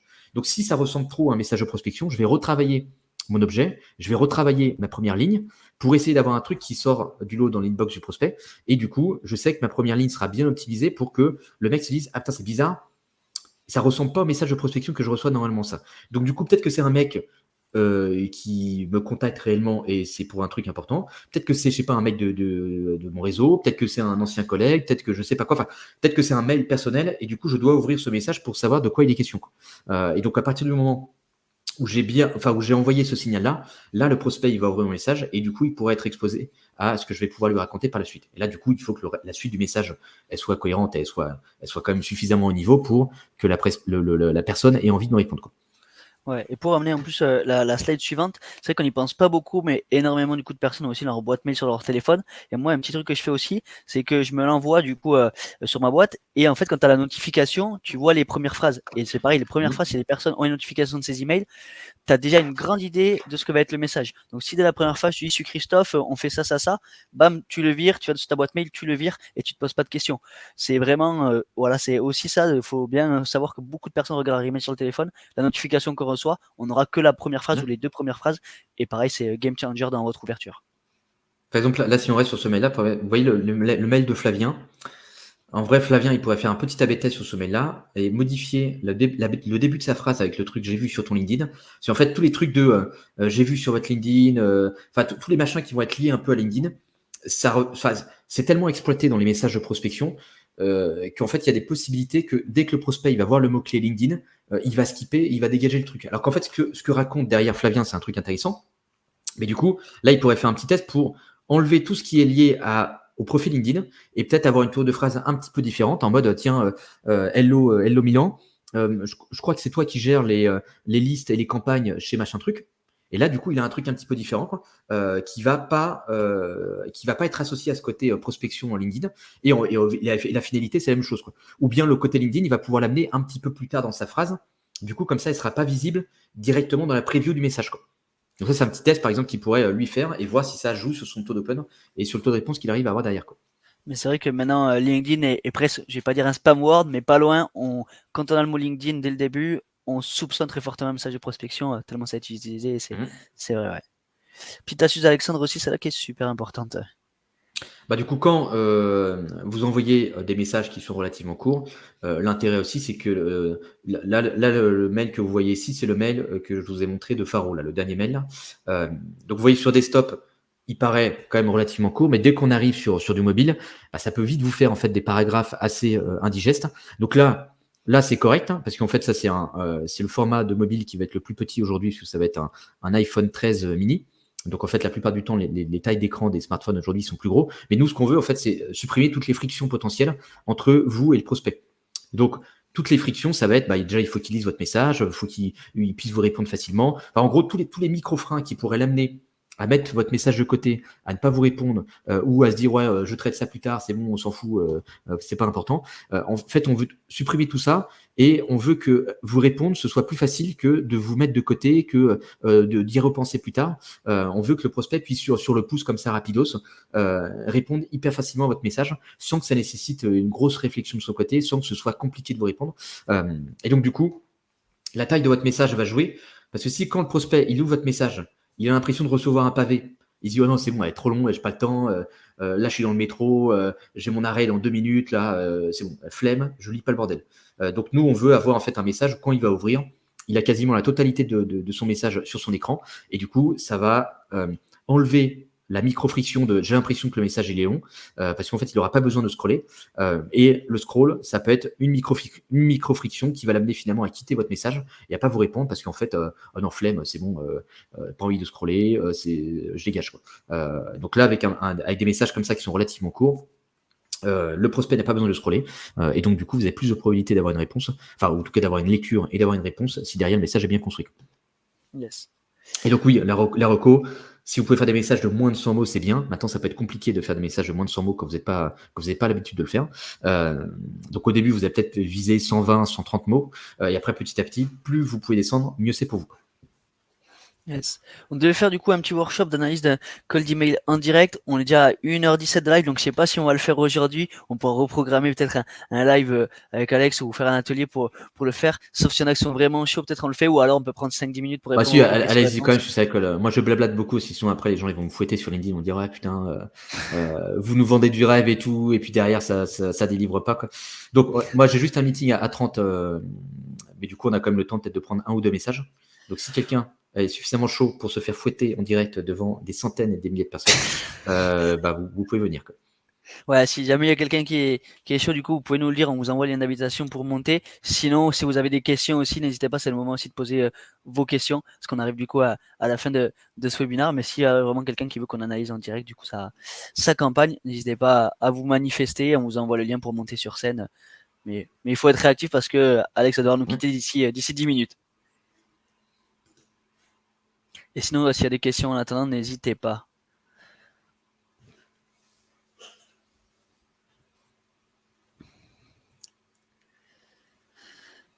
Personne n'a l'air de trop se manifester. Vous êtes fragile ou quoi là? C'est quoi ces conneries là? C'est passé 18h, tu connais Alex, c'est le... Ah, on tombe dans le truc, c'est la fin du boulot, tu vois. Non, Vincent, on a un soldat là. On a un soldat, Ah. il n'a pas peur d'aller sur le terrain. Allez Vincent, je peux t'envoyer, hop, tiens, tu peux venir ici. Hop, tu peux Vous aller inquiétez sur pas, ce évidemment, lien-là et tu peux évidemment qu'on directement va pas monter sur scène. qu'on va pas vous fouetter. Là. Ça Loin c'est de pour là. plaisanter, ne vous inquiétez pas. Bonne soirée Dimitri, merci de nous avoir suivis. Oui, Florent, pour répondre, oui, ça va être les mêmes principes en fait dans le recrutement. En fait, le modèle de message là que je vous ai montré avec le déclencheur, etc., c'est toujours pareil. Par exemple, si moi demain je contacte un mec en call call, alors au début, l'approche va être un petit peu différente parce que très vite, il va vouloir savoir, ok, t'es qui, pourquoi tu me parles, voilà. Donc en fait, au départ, je vais pas tout de suite aller le pitcher mon truc ou lui donner tous les éléments, mais je vais dire oui, bonjour machin, c'est Alex de Wide Marketer, et donc en fait, s'il me connaît pas, je vais pas commencer à blablater tout seul comme un con. Là, je vais pouvoir lui dire tiens, j'ai vu un truc qui m'a interpellé, est-ce que vous concernant sur tel sujet par exemple, est-ce que je peux juste vous expliquer pourquoi je vous appelle aujourd'hui par rapport à ça, et après, vous pouvez me dire si ça a du sens que je vous en dise plus, quoi. Yes. Enfin, et ça, souvent, tu me donnes un timing de lui dire est-ce que je peux juste vous prendre 20 secondes pour vous expliquer pourquoi je vais vous parler de ça, et puis après, tu me diras si oui ou non tu veux me tèche, quoi. Donc là, encore une fois, vous voyez, en fait, je lui donne une porte de sortie, et du coup, forcément, 20 secondes, il va dire ok, vas-y, t'as 20 secondes, dis-moi, et en fait, à partir de ce moment-là, je peux mettre en avant mon déclencheur, le problème, etc. Il y a Vincent qui nous a rejoint. Je sais pas si tu as ton micro et ta caméra qui fonctionne, Vincent. Ouais, vous m'entendez? Super, Ouais. on t'entend bien. Normalement, je crois que tu peux partager ton écran directement, non? Tu peux faire présenter, partager ton écran, il me semble. Vincent, il attèche le call, là. Je le vois plus dans les. Ah, Non, en fait, j'étais ouais. sur les deux en même temps, en fait. Enfin, ça faisait un écho, donc j'ai fermé un truc et je suis venu sur le salon. Alors, attends, partage d'écran. Je demande des claps quand même pour Vincent Ouais. dans le chat, s'il vous plaît. Parce que là, il est seul, là, vous l'avez abandonné là. Heureusement qu'on n'est pas en guerre là, parce qu'avec vous là, c'était mort. Hein. Il y avait Nicolas aussi qui était chaud. Il y avait Nicolas qui était chaud aussi, mais. Il y avait Nicolas qui a rejoint après. Il s'est dit attends, le frérot Vincent, on va pas le laisser aller tout seul sur le champ de bataille là. C'est quoi ces conneries là? Donc, on a deux soldats là, mais l'armée là, elle est inexistante là. Et Eric, tu avais une question qui était intéressante. Vous arrivez à contacter combien de prospects avec cette approche plutôt individualisée de déclencheur? Ça va dépendre si tu fais vraiment un icebreaker personnalisé. Moi, je sais que ça va être entre 50 et 80 prospects par semaine. Si tu veux vraiment ultra personnaliser, je pense que ça dépend de le temps que tu peux allouer aussi à l'autre bande. Mais bien entendu, le volume est beaucoup plus faible que si tu vas faire des listes plus longues. Du coup, tu peux partager. Ah ouais, hop, on va remettre ton écran sur scène. Okay, parfait. Bon, j'ai corrigé du coup au fur et à mesure de vos remarques. Là, la cible en fait, c'est pour cibler des avocats pour leur proposer des assistants personnels. Donc ça, c'est le premier email. Du coup, j'avais mis celui-ci en premier, mais bon, j'ai corrigé au fur et à mesure. Et ensuite, j'avais préparé quelques emails, donc c'est pour avoir vos avis justement sur. Ça, c'est le premier mail pour établir la connexion. Et ensuite, après, il y a des relances. Et, parce que ouais, tu as pas mal de mails. Moi, je pense qu'on va se focus sur un mail. Déjà, juste le premier, déjà. Peut-être le premier. Il y en a qui demandent dans le chat si tu peux agrandir un tout petit peu, Vincent. Faire un petit zoom. Alors, hop. Donc, on se donne, si vous voulez, 3 minutes sur Vincent, comme ça, on va devoir être efficace as fuck. En décision de faire un feedback. Bon, déjà, le premier truc, là, je vais dire, donc l'objet, tu as vu pourquoi c'était pas forcément bon, quoi. Parce que ça, c'est pas un objet que toi, demain, tu me contactes à la main. Tu sais, par exemple, tu as une mise en relation. Par exemple, imaginons que tu sois pote avec Flavien et tu as besoin de contacter un mec comme moi.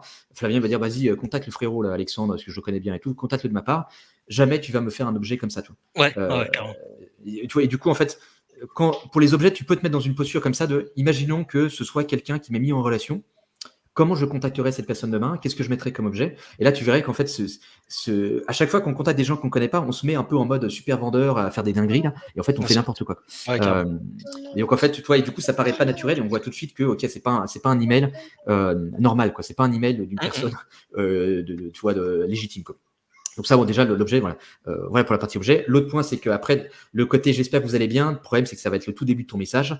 Et ça, en fait, c'est un truc qui sert un peu à rien parce que si tu contactes des mecs qui sont sursollicités, là, tu me fais perdre du temps avec des trucs qui servent à rien. Moi, je lui dis, OK, Yes. attendez, j'ai déjà ouvert votre mail, je lis les premiers mots et là, j'ai perdu mon temps déjà à lire le message, quoi. Donc, toi, il faut être plus straight to the point, quoi. Et tu vois qu'en fait, ça apporte rien parce qu'au pire, je vais mal. Qu'est-ce que tu vas faire si je vais mal? Bah, ok, peut-être que quelqu'un est mort dans ma famille, bah tu vas rien faire en fait, tu t'en fous, c'est pas grave. Donc en fait, ça on s'en fout, tu peux skipper. Parce que c'est une perte de temps, quoi. Et derrière, là, c'est plus intéressant. Toi, tu démarres avec le truc. Je discutais avec XXX, avocat au bureau. Donc, si ce mec-là, c'est un gars que je connais, je me dis, ah, bah, intéressant, ça me parle. Du coup, c'est un contact, c'est un collègue, c'est un confrère. Faut que je regarde ce qu'il me raconte là, parce que c'est peut-être une mise en relation ou autre, quoi. Et après, tu m'en as qui me faisait pas son soulagement. Toi, le pépin, c'est que là, déjà, tu as une première phrase qui est assez longue. Donc, tu risques déjà un petit peu de me perdre parce que je me dis, oula, attends, il faut que je relise 2-3 fois la phrase pour voir un peu ce qu'il veut me dire. Donc, il me faisait part de son soulagement de ne plus avoir à s'occuper de toute la paperasse administrative, de pouvoir enfin se. Toi, déjà, quand je le lis à l'oral, à la fin, j'ai plus de souffle. Tu t'es soufflé déjà. Ouais, carrément. Toi, donc, déjà, il faut que tu fasses une phrase plus courte là-dessus, peut-être pour résumer ce que tu veux raconter. Yes. Donc, toi, quand tu dis sous soulagement de ne plus avoir à s'occuper de toute la passe. Toi, là, ouais, je pense que tu mets trop de mots et tu pourrais, je pense, avoir un truc un petit peu plus direct. Est-ce que toi, tu as deux idées en fait dans ta phrase, parce qu'à la fin, tu mets de pouvoir enfin se concentrer pleinement sur les dossiers de ses clients. Tu vois, ou tu associes les deux idées ensemble sur une seule et même idée en mode OK qui me faisait pas de ses difficultés à se focus sur ces dossiers clients parce que trop de paperasse à gérer, quoi. Et après, tu vois, tu peux enchaîner ta solution. On a développé une offre spécialement dédiée aux avocats permettant d'avoir un assistant personnel à moindre frais et sans les contraintes d'embauche au CDI. Est-ce que c'est un sujet qui vous parle? En fait, ouais, après, est-ce que c'est un sujet qui vous parle? C'est plus, est-ce que c'est un sujet pour vous, cette problématique, quoi? Et toi, là, en vrai, c'est plus ta première phrase qui est pas bonne. Mais ta deuxième phrase, toi, elle fait quand même plutôt bien le job. Et là, en vrai, ouais, tu as un message, toi, là, ce que tu ferais en objet, ce serait juste où tu mets un truc lié au prénom du gars, par exemple, prénom de la personne, si c'est une mise en relation, quoi. Tu vois, ça pourrait être un truc intro, prénom, nom, tu vois, qui donne le sentiment que c'est une mise en relation, quoi. Mais ça, du coup, ça marche si du coup, le mec connaît un petit peu la personne en face. Et à la limite, même s'il ne le connaît pas, ça va donner le sentiment de attendez, lui je le connais pas, peut-être que ça me parle pas. Mais du coup, toi, là, tu pourrais avoir un premier message intéressant. Ok, super. Et même du coup, pour répondre à Renaud, l'icebreaker, le déclencheur, c'est le côté j'ai échangé avec machin. Qui permet. Alors, c'est vrai que du coup, par rapport au vrai prospect, tu n'as pas un déclencheur de j'ai échangé avec lui et c'est comme ça que je suis tombé chez toi. Donc, l'idéal, ce serait quand même d'avoir un truc j'ai discuté avec machin. Et du coup, il m'a dit que par exemple, sur votre secteur, c'était un problème très courant. Et c'est pour ça, du coup, je vous contacte. Toi, et là, tu pourrais jouer un peu sur le côté, vous êtes sur le même secteur, la même géographie, le même machin. Ou bien si c'est une mise en relation, c'est mieux, tu vois, parce que du coup, tu peux jouer sur l'aspect, tac. Et il m'a reco de contacter d'autres personnes. Toi, tu pourrais jouer là-dessus sur le déclencheur. Il m'a reco de contacter d'autres personnes, parce que ça pourrait être utile pour tous les confrères du coin. Et c'est pour ça, du coup, que je prends contact avec des gens du secteur. Et là, du coup, tu auras un peu ton déclencheur de voilà pourquoi je vous contacte spécifiquement, c'est parce que cette personne-là m'a recommandé de recontacter d'autres personnes, parce qu'apparemment, c'est un pain pour tout le monde, quoi. Yes. Et pour rebondir sur les 99 mots, avec des avocats, c'est encore plus important. C'est des personnes qui travaillent énormément. Donc, toi, là, ton email, il n'est pas trop long. Donc, si on compte, on ne doit pas être loin des 99 mots. Mais franchement, c'est vraiment super important parce que surtout si on tape des personas, avocats, CEO de grandes entreprises, DRH qui n'ont vraiment pas de temps, plus il y aura de mots, plus votre taux de réponse va s'affaiblir et vous pouvez le tester très facilement. Ok, super. C'était qui l'autre personne qui voulait? C'était Vincent? C'est Non, Vincent, Nicolas, je crois, qui était chaud. T'as encore du temps, toi, un peu, Alex? Ouais, j'ai prévenu mon rendez-vous. Il faut dire, je termine un webinaire parce qu'il y a des priorités. Okay. L'argent après Faro. Mais si tu veux, Vincent, si tu veux avoir un retour un peu poussé, envoie-moi si tu veux sur LinkedIn ta séquence. Je te ferai un feedback un petit peu plus complet. Ah, ok, ça marche. C'est une première séquence. Super. Comme merci beaucoup en tout cas. Franchement, très bien pour une première séquence. Comme tu es monté sur scène, voilà. Ouais, merci à toi d'être monté. Merci. Voilà. Tu as été le soldat. Ça sera un petit bonus. Du coup, c'est Renaud. C'est Nicolas, je crois qu'il était chaud. Je sais pas s'il est encore Nicolas, là. si tu es encore là, on peut faire. Faro est prioritaire pour Alexandre. Du coup, on peut être là jusqu'à 20h30, il nous a dit. Non. Je sais pas ou si quelqu'un d'autre est chaud avant qu'on finisse. Voilà, vous avez encore. Nicolas, c'est quoi ce lâcheur là? T'es déserteur, toi? C'est quoi ces conneries là?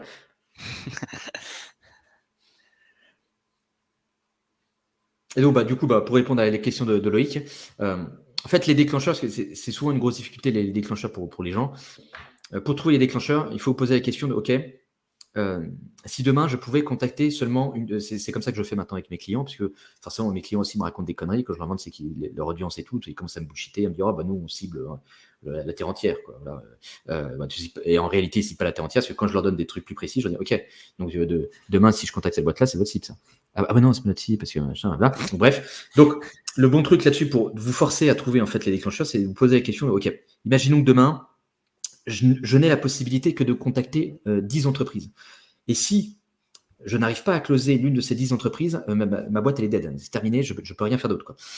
Là, en fait, ça va vous forcer à vous mettre dans une posture de OK, qui sont en fait mes vrais prospects, et même au-delà de mes vrais prospects, qui je contacterai au sein de mes vrais prospects. Et en fait, ça va vous forcer, vous, à réfléchir à en fait, dans quel contexte les gens ils ont vraiment besoin d'un outil comme le mien. Et à partir du moment où vous avez compris dans quel contexte les gens ils ont vraiment besoin d'un outil comme le vôtre, vous allez pouvoir relier ça à OK, j'ai repéré le contexte, les gens en fait ils ont vraiment besoin de moi quand ils sont dans telle situation. Et du coup, telle situation, comment je peux repérer moi telle situation? Est-ce que telle situation, je peux avoir cette donnée-là sur Internet parce qu'elle est dispo quelque part? Est-ce que je peux l'avoir via un autre biais? Comment je fais en fait aujourd'hui pour pouvoir trouver cette information qui me permet de pouvoir les contacter à ce moment-là, parce que c'est à ce moment-là qu'ils ont besoin de moi. Et du coup, quand vous avez ça, là, ça va t'aider, toi, en fait, à identifier ces fameux déclencheurs. Et peut-être que du coup, ces déclencheurs-là, ça va t'amener plein de prospects. Tu vois. Peut-être que du coup, ce sera pas autant que ça par rapport aux besoins que tu as. Quoi. Mais tu es sûr que les gens que tu vas contacter avec ça, ce sont les bons profils, c'est les bons timings pour pouvoir entrer en contact avec eux. Et c'est en gros, tu auras plus de probabilité d'avoir beaucoup de conversations avec eux, VS contacter 200 personnes où tu vas avoir 10 réponses, et en fait, c'est pas la bonne posture à avoir. Toi, autant en gros contacter 20 personnes et avoir 10 réponses, plutôt d'en contacter 200 et avoir 10 réponses. Quoi. Yes. Il y a Nicolas du coup qui est venu, il y a même Max après qui est dans la file d'attente. C'est comme la poissonnerie, il va falloir un ticket parce que sinon on va pas pouvoir prendre tout le monde. Je te fais monter sur scène, Nicolas. Tu peux. Normalement c'est bon pour toi, je sais pas si. Ouais, on t'entend. Impeccable. Alors, je vous partage mon écran. Hop. On va aller directement sur mon Instantly. Donc là, on les voit pas. Mais typiquement, le bonsoir, c'est du language liquide. C'est bonjour ou bonsoir en fonction de l'heure. Et il y a des petits éléments de personnalisation comme le nom de la compagnie. Ça, c'est un exemple. Et voilà, le lien, non, c'est un lien de désinscription pour éviter de me faire blacklist par Google, parce que j'ai vu que c'était assez important de mettre des liens de désinscription quand on fait du cold mailing en ce moment. Voilà. Bon, déjà, on va faire rapide aussi. Ton objet, ça va pas parce que question, ça marchait bien il y a 3 ans, 4 ans, tu vois, quand il n'y avait pas autant de prospection. Aujourd'hui, tout le monde utilise quick question rapide, tu vois, parce que via justement des acteurs comme Scalezia qui ont pas mal popularisé tous les trucs de prospection, c'était les objets qui avant fonctionnaient plutôt pas mal. Sauf que du coup, quand tout le monde commence à les utiliser, tu vois, forcément, ça s'épuise et tu associes ça à des messages de prospection. Donc, une question, c'est pas idéal. En plus, ta première phrase, elle est pas ouf parce que t'as pas de contexte. C'est-à-dire, si je lis que la première phrase, là, j'ai l'impression que j'ai un mec random qui arrive à ma porte et qui commence à me pitcher, tu vois, bonsoir Thierry, le Made in France, machin, truc. Je lui dis, attends, mais frère, t'es qui, toi? Pourquoi t'arrives chez moi et tu me parles du Made in France, là, tu vois, tu débarques d'où? Tu vois, donc déjà, ça démarre mal parce que tu vois pas t'as l'impression qu'il manque un bout dans ton message. En fait, il manque le bout, le fameux déclencheur, tu vois, où en fait, ça c'est peut-être des éléments intéressants d'un point de vue discours, mais il n'y a pas le truc de pourquoi tu me contactes maintenant et pourquoi tu penses que c'est. Ouais, qu'est-ce qui justifie ta prise de contact aujourd'hui, quoi. Donc, toi, sur ton message, il te manque ce truc-là. Et après, j'ai l'impression que tu as quand même pas mal d'infos. Tu as plus que jamais un argument de vente, ok. Effet de la publicité, ok. Avec un taux, ok. Imaginez, attends, multiplier si j'ai fait ce chiffre par votre panier moyen à imaginer aura évolution tenir de ouais, pouvoir de la publicité en ligne. Ouais, tu vois. Là, c'est trop de trucs alambiqués, tu vois. Parce que tu me parles du Made in France, après, tu mets en avant le truc publicité en ligne. Et tu sais, je me dis, quel rapport avec le Made in France, là, les publicités, là? C'est quoi ce bordel, là? Et tu vois, du coup, si j'ai besoin de réfléchir comme ça, mauvais bail, parce que tu vois, je me dis, OK, besoin de réfléchir, égal, je mets à la poubelle. Alors que moi, justement, il faut imaginer que les prospects, c'est un peu des Mongols, tu vois, qui veulent pas faire d'efforts. Ouais. Et du coup, s'ils ont besoin de réfléchir, tu sais qu'ils vont te disqualifier. Moi, je veux avoir un truc, tu vois, je suis un teubé, je lis le message et en fait, tout est limpide, tout est facile. J'ai zéro réflexion à avoir parce que tout est facile à comprendre. Là, toi, tu as beaucoup de chiffres, tu vois. 200 000 visites, 5 000 ventes par mois, 2,5, Made in France, livre français, multiplier son chiffre d'affaires, imaginer machin, publicité en ligne des e-commerçants. Voilà, je dis, oula, là, voilà, tu m'as donné trop d'infos, frère. Je suis fatigué, c'est la fin de journée, tu vois. Là, je voulais aller chill Netflix, peinard avec mes curly. Et là, c'est bon, ça m'a saoulé, quoi. Tu vois, donc, je te dis ça parce que c'est pour vraiment, tu vois, que tu vois la posture un peu prospect. Donc, en vrai, je pense que tes infos, elles sont intéressantes, mais tu devrais les splitter dans différentes relances pour bien mettre en valeur chacun des arguments que tu veux pousser. Et là, toi, tu as tout mis d'un coup et du coup, ça te fait une surcharge d'infos. Du coup, on ne sait plus vraiment où tu veux aller et à la fin, en fait, je ne sais pas qui t'es, je ne sais pas vraiment ce que tu veux, je ne sais pas pourquoi je devrais te répondre. Et j'ai pas compris ce que tu faisais, quoi. Et pourquoi, du coup, aussi, tu me contactes aujourd'hui, quoi. Ok, je te suis. Ouais.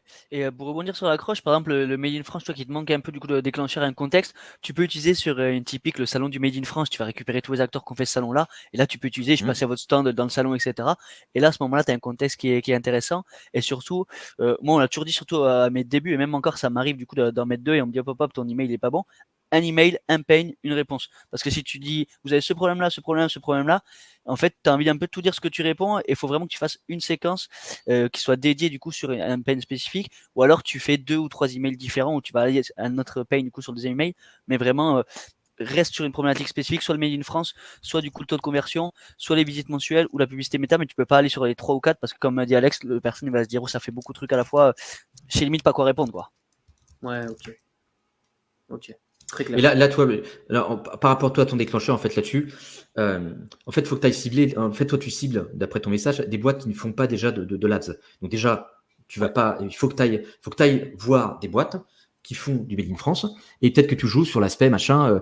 Tu sais, en gros, tu expliques comment tu es tombé sur leur truc, déjà, premier machin, toi. Peut-être que tu es tombé sur un listing Made in France, machin, je sais pas quoi, tu vois. Tu inventes un bail pour expliquer comment tu es tombé sur leur truc. Et tu leur dis, ouais, c'est curieux parce que tu vois, en fait, moi, je fais des études sur les mecs qui font du Made in France en France parce que, je sais pas, on fait une étude là-dessus en ce moment, quoi. Et j'ai remarqué qu'en fait, vous êtes l'une des rares marques qui ne semble pas faire de publicité payante, quoi. C'est bizarre parce que, justement, par rapport à votre secteur, ça semble être un gros levier d'acquisition. Est-ce que c'est moi qui suis passé à côté de quelque chose ou bien vous faites rien là-dessus pour l'instant, quoi.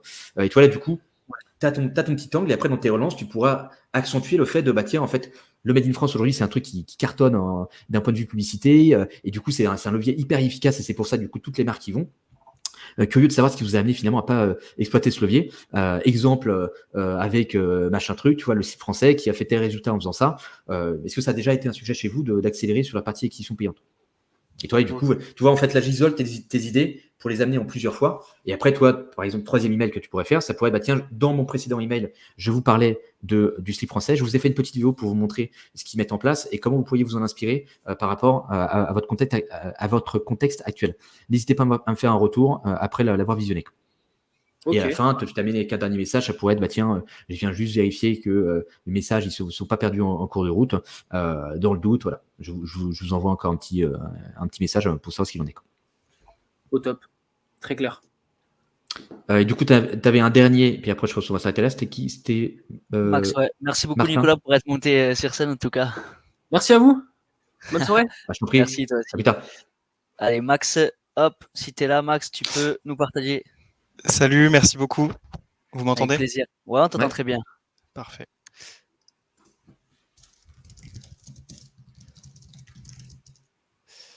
Hop, ton écran, tu me dis dès que t'es bon et je te le fais monter sur scène. Ouais.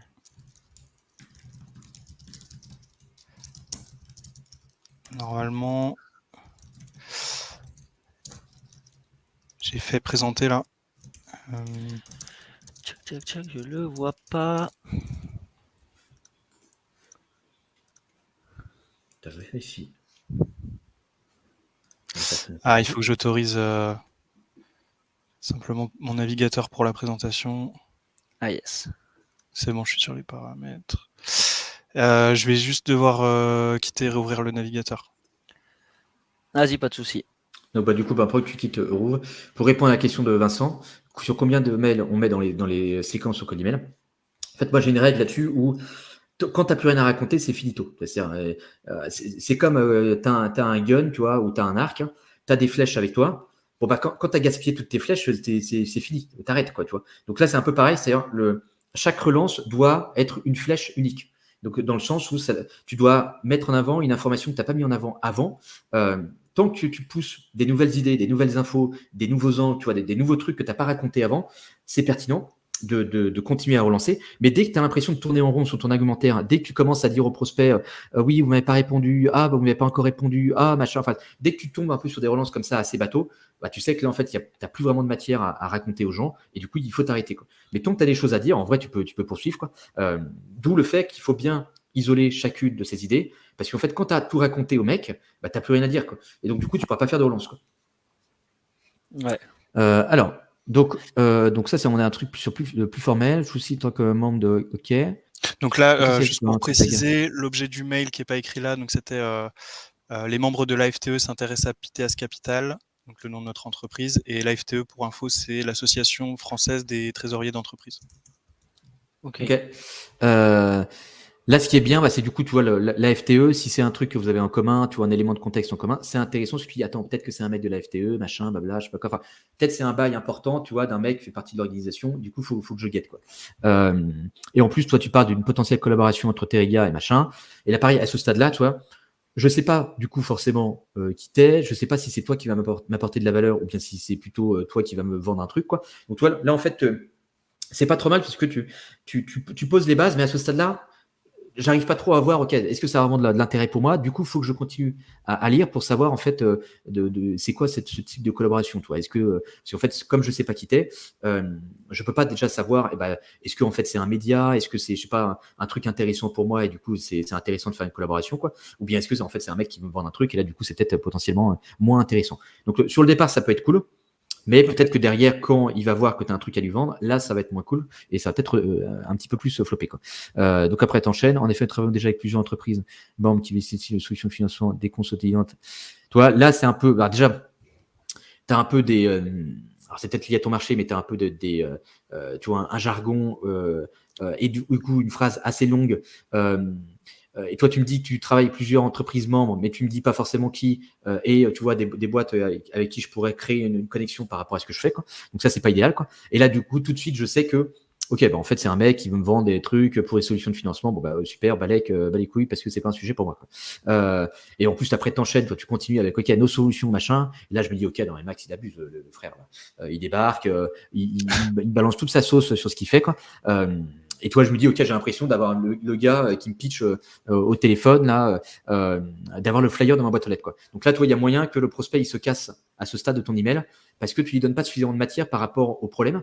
Tu vois que toi, tu taxes plus sur l'aspect solution.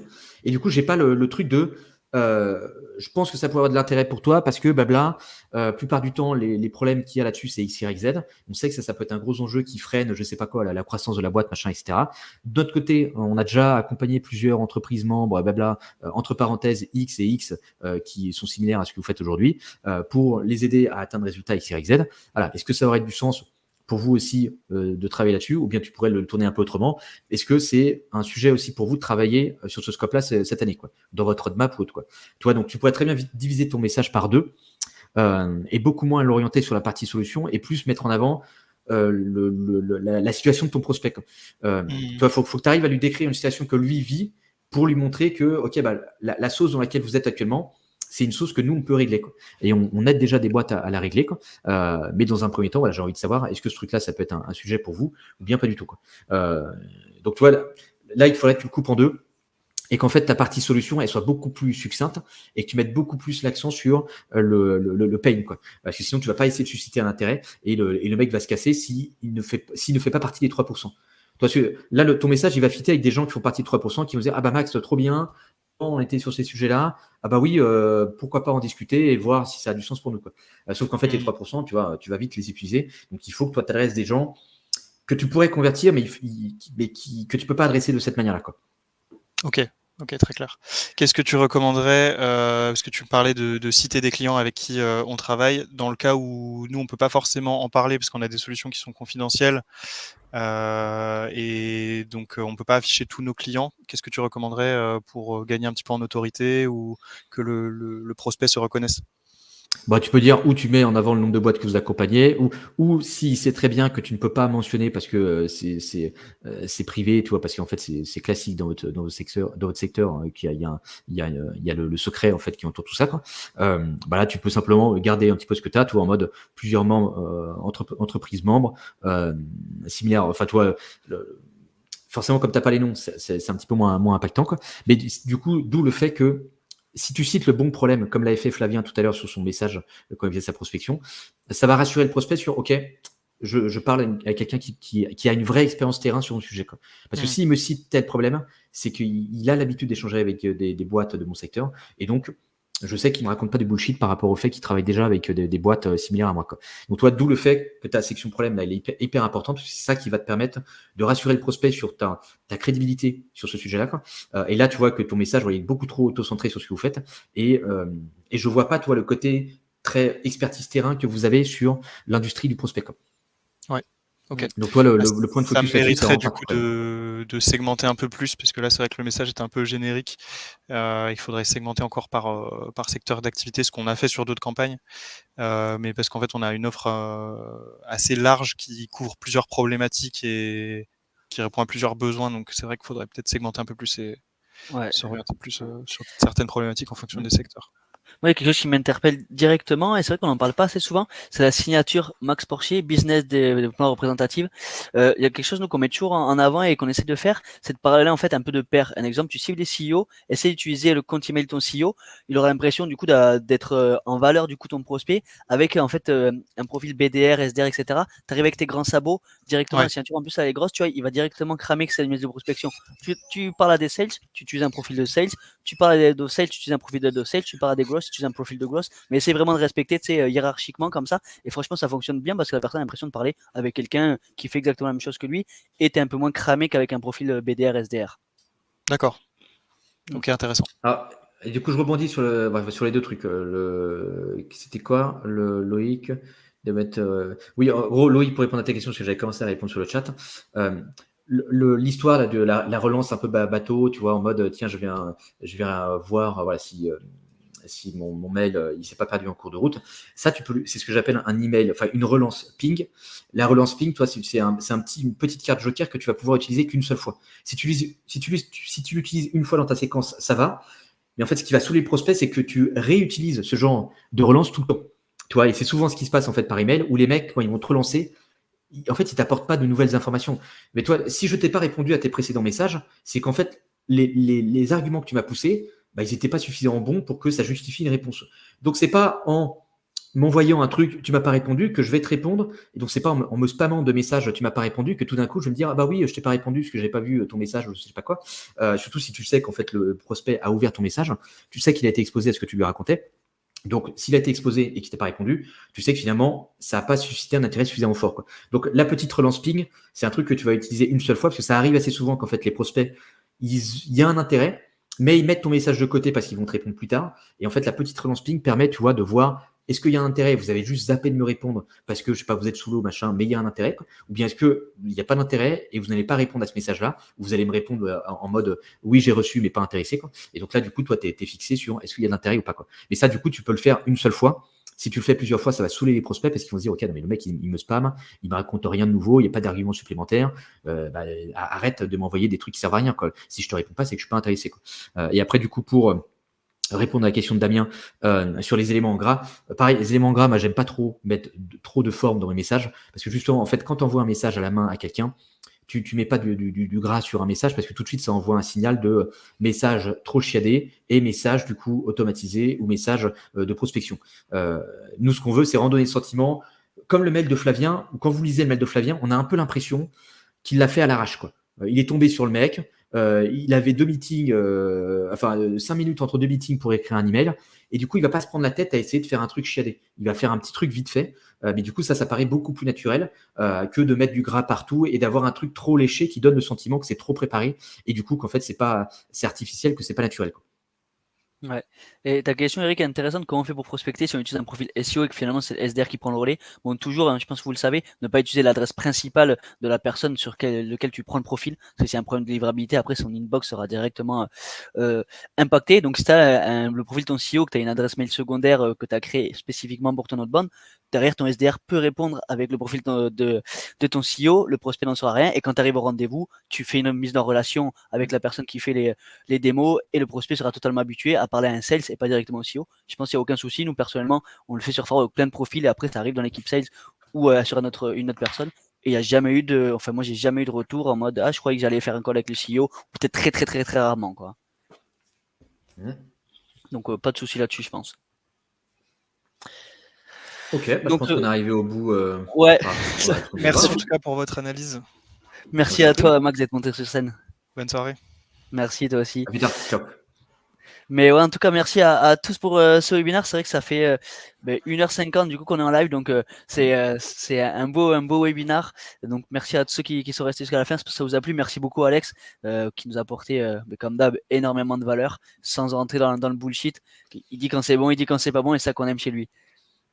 Ah bah oui, faut dire, c'est pour ça, Eric, oui, avec mes clients, quand ils font de la merde, oui, je les fouette, hein, tu vois. Parce qu'en fait, comme les prospects vont les fouetter, mais de manière invisible, si tu es trop sympa avec eux, toi, ils vont se dire, ah, j'ai fait un peu de la merde, mais ok, je peux envoyer. Ben non, mon gars, si tu as fait de la merde, ça va pas du tout, quoi. Parce que derrière, tu vas te faire gifler, et ils vont pas te respecter, les gens, ils s'en foutent de toi, hein. Donc, il faut partir de l'idée que si moi, je suis pas violent avec eux, tu vois, et que je les gifle pas assez, il y a trop de probabilités pour qu'en fait ça déplace le problème et qu'après ils se fassent fouetter. Mais après, évidemment, on le fait comme aujourd'hui, quand même, dans la bienveillance. Je suis pas là pour les détruire, leur dire ok, t'es une grosse merde, casse-toi. Tu vois, on essaie quand même de les aider à s'améliorer, quoi. Mais du coup, oui, tu vois, faut vraiment, tu vois, plus y aller fort. Comme ça, vous êtes sûr de ok, je me fais aucun cadeau. Et du coup, ça vous permettra vraiment, vous allez envoyer des messages, de pas laisser des trucs moyens qui vont finalement vous amener à pas avoir de retour, quoi. Yes. Et merci à tout le monde sur le chat. Merci beaucoup à vous d'être resté jusque-là. C'est qu'on essaie d'apporter le plus de valeur possible. Je le répète pour tous ceux qui ont demandé, vous aurez la presse et le replay. Du coup, demain, il y aura une petite séquence d'emails qui va partir. On vous partagera tout ça pour que vous puissiez après le garder. Et en tout cas, on espère que ça vous a plu. Et Alex, n'hésitez pas, comme Alex l'a dit, si vous avez d'autres petits messages comme ça, nous envoyer un petit message sur LinkedIn. C'est avec plaisir qu'on vous répondra si vous avez d'autres questions plus précises et tout. Et puis sinon, on essaiera de refaire un webinaire sur d'autres sujets pour continuer à vous apporter un maximum de valeur. Bien, on souhaite à tout le monde du coup une bonne soirée et merci encore Alex du coup pour ta participation. Bah, je t'en prie, puis bonne chance pour votre prospection, bon courage, ne vous inquiétez pas, vous allez y arriver, quoi. Donc j'espère que ça va vous être utile et ça va vous permettre de travailler des approches plus quali, quoi. Yes, merci à tous, bonne soirée à tout le monde, ciao. À plus tard.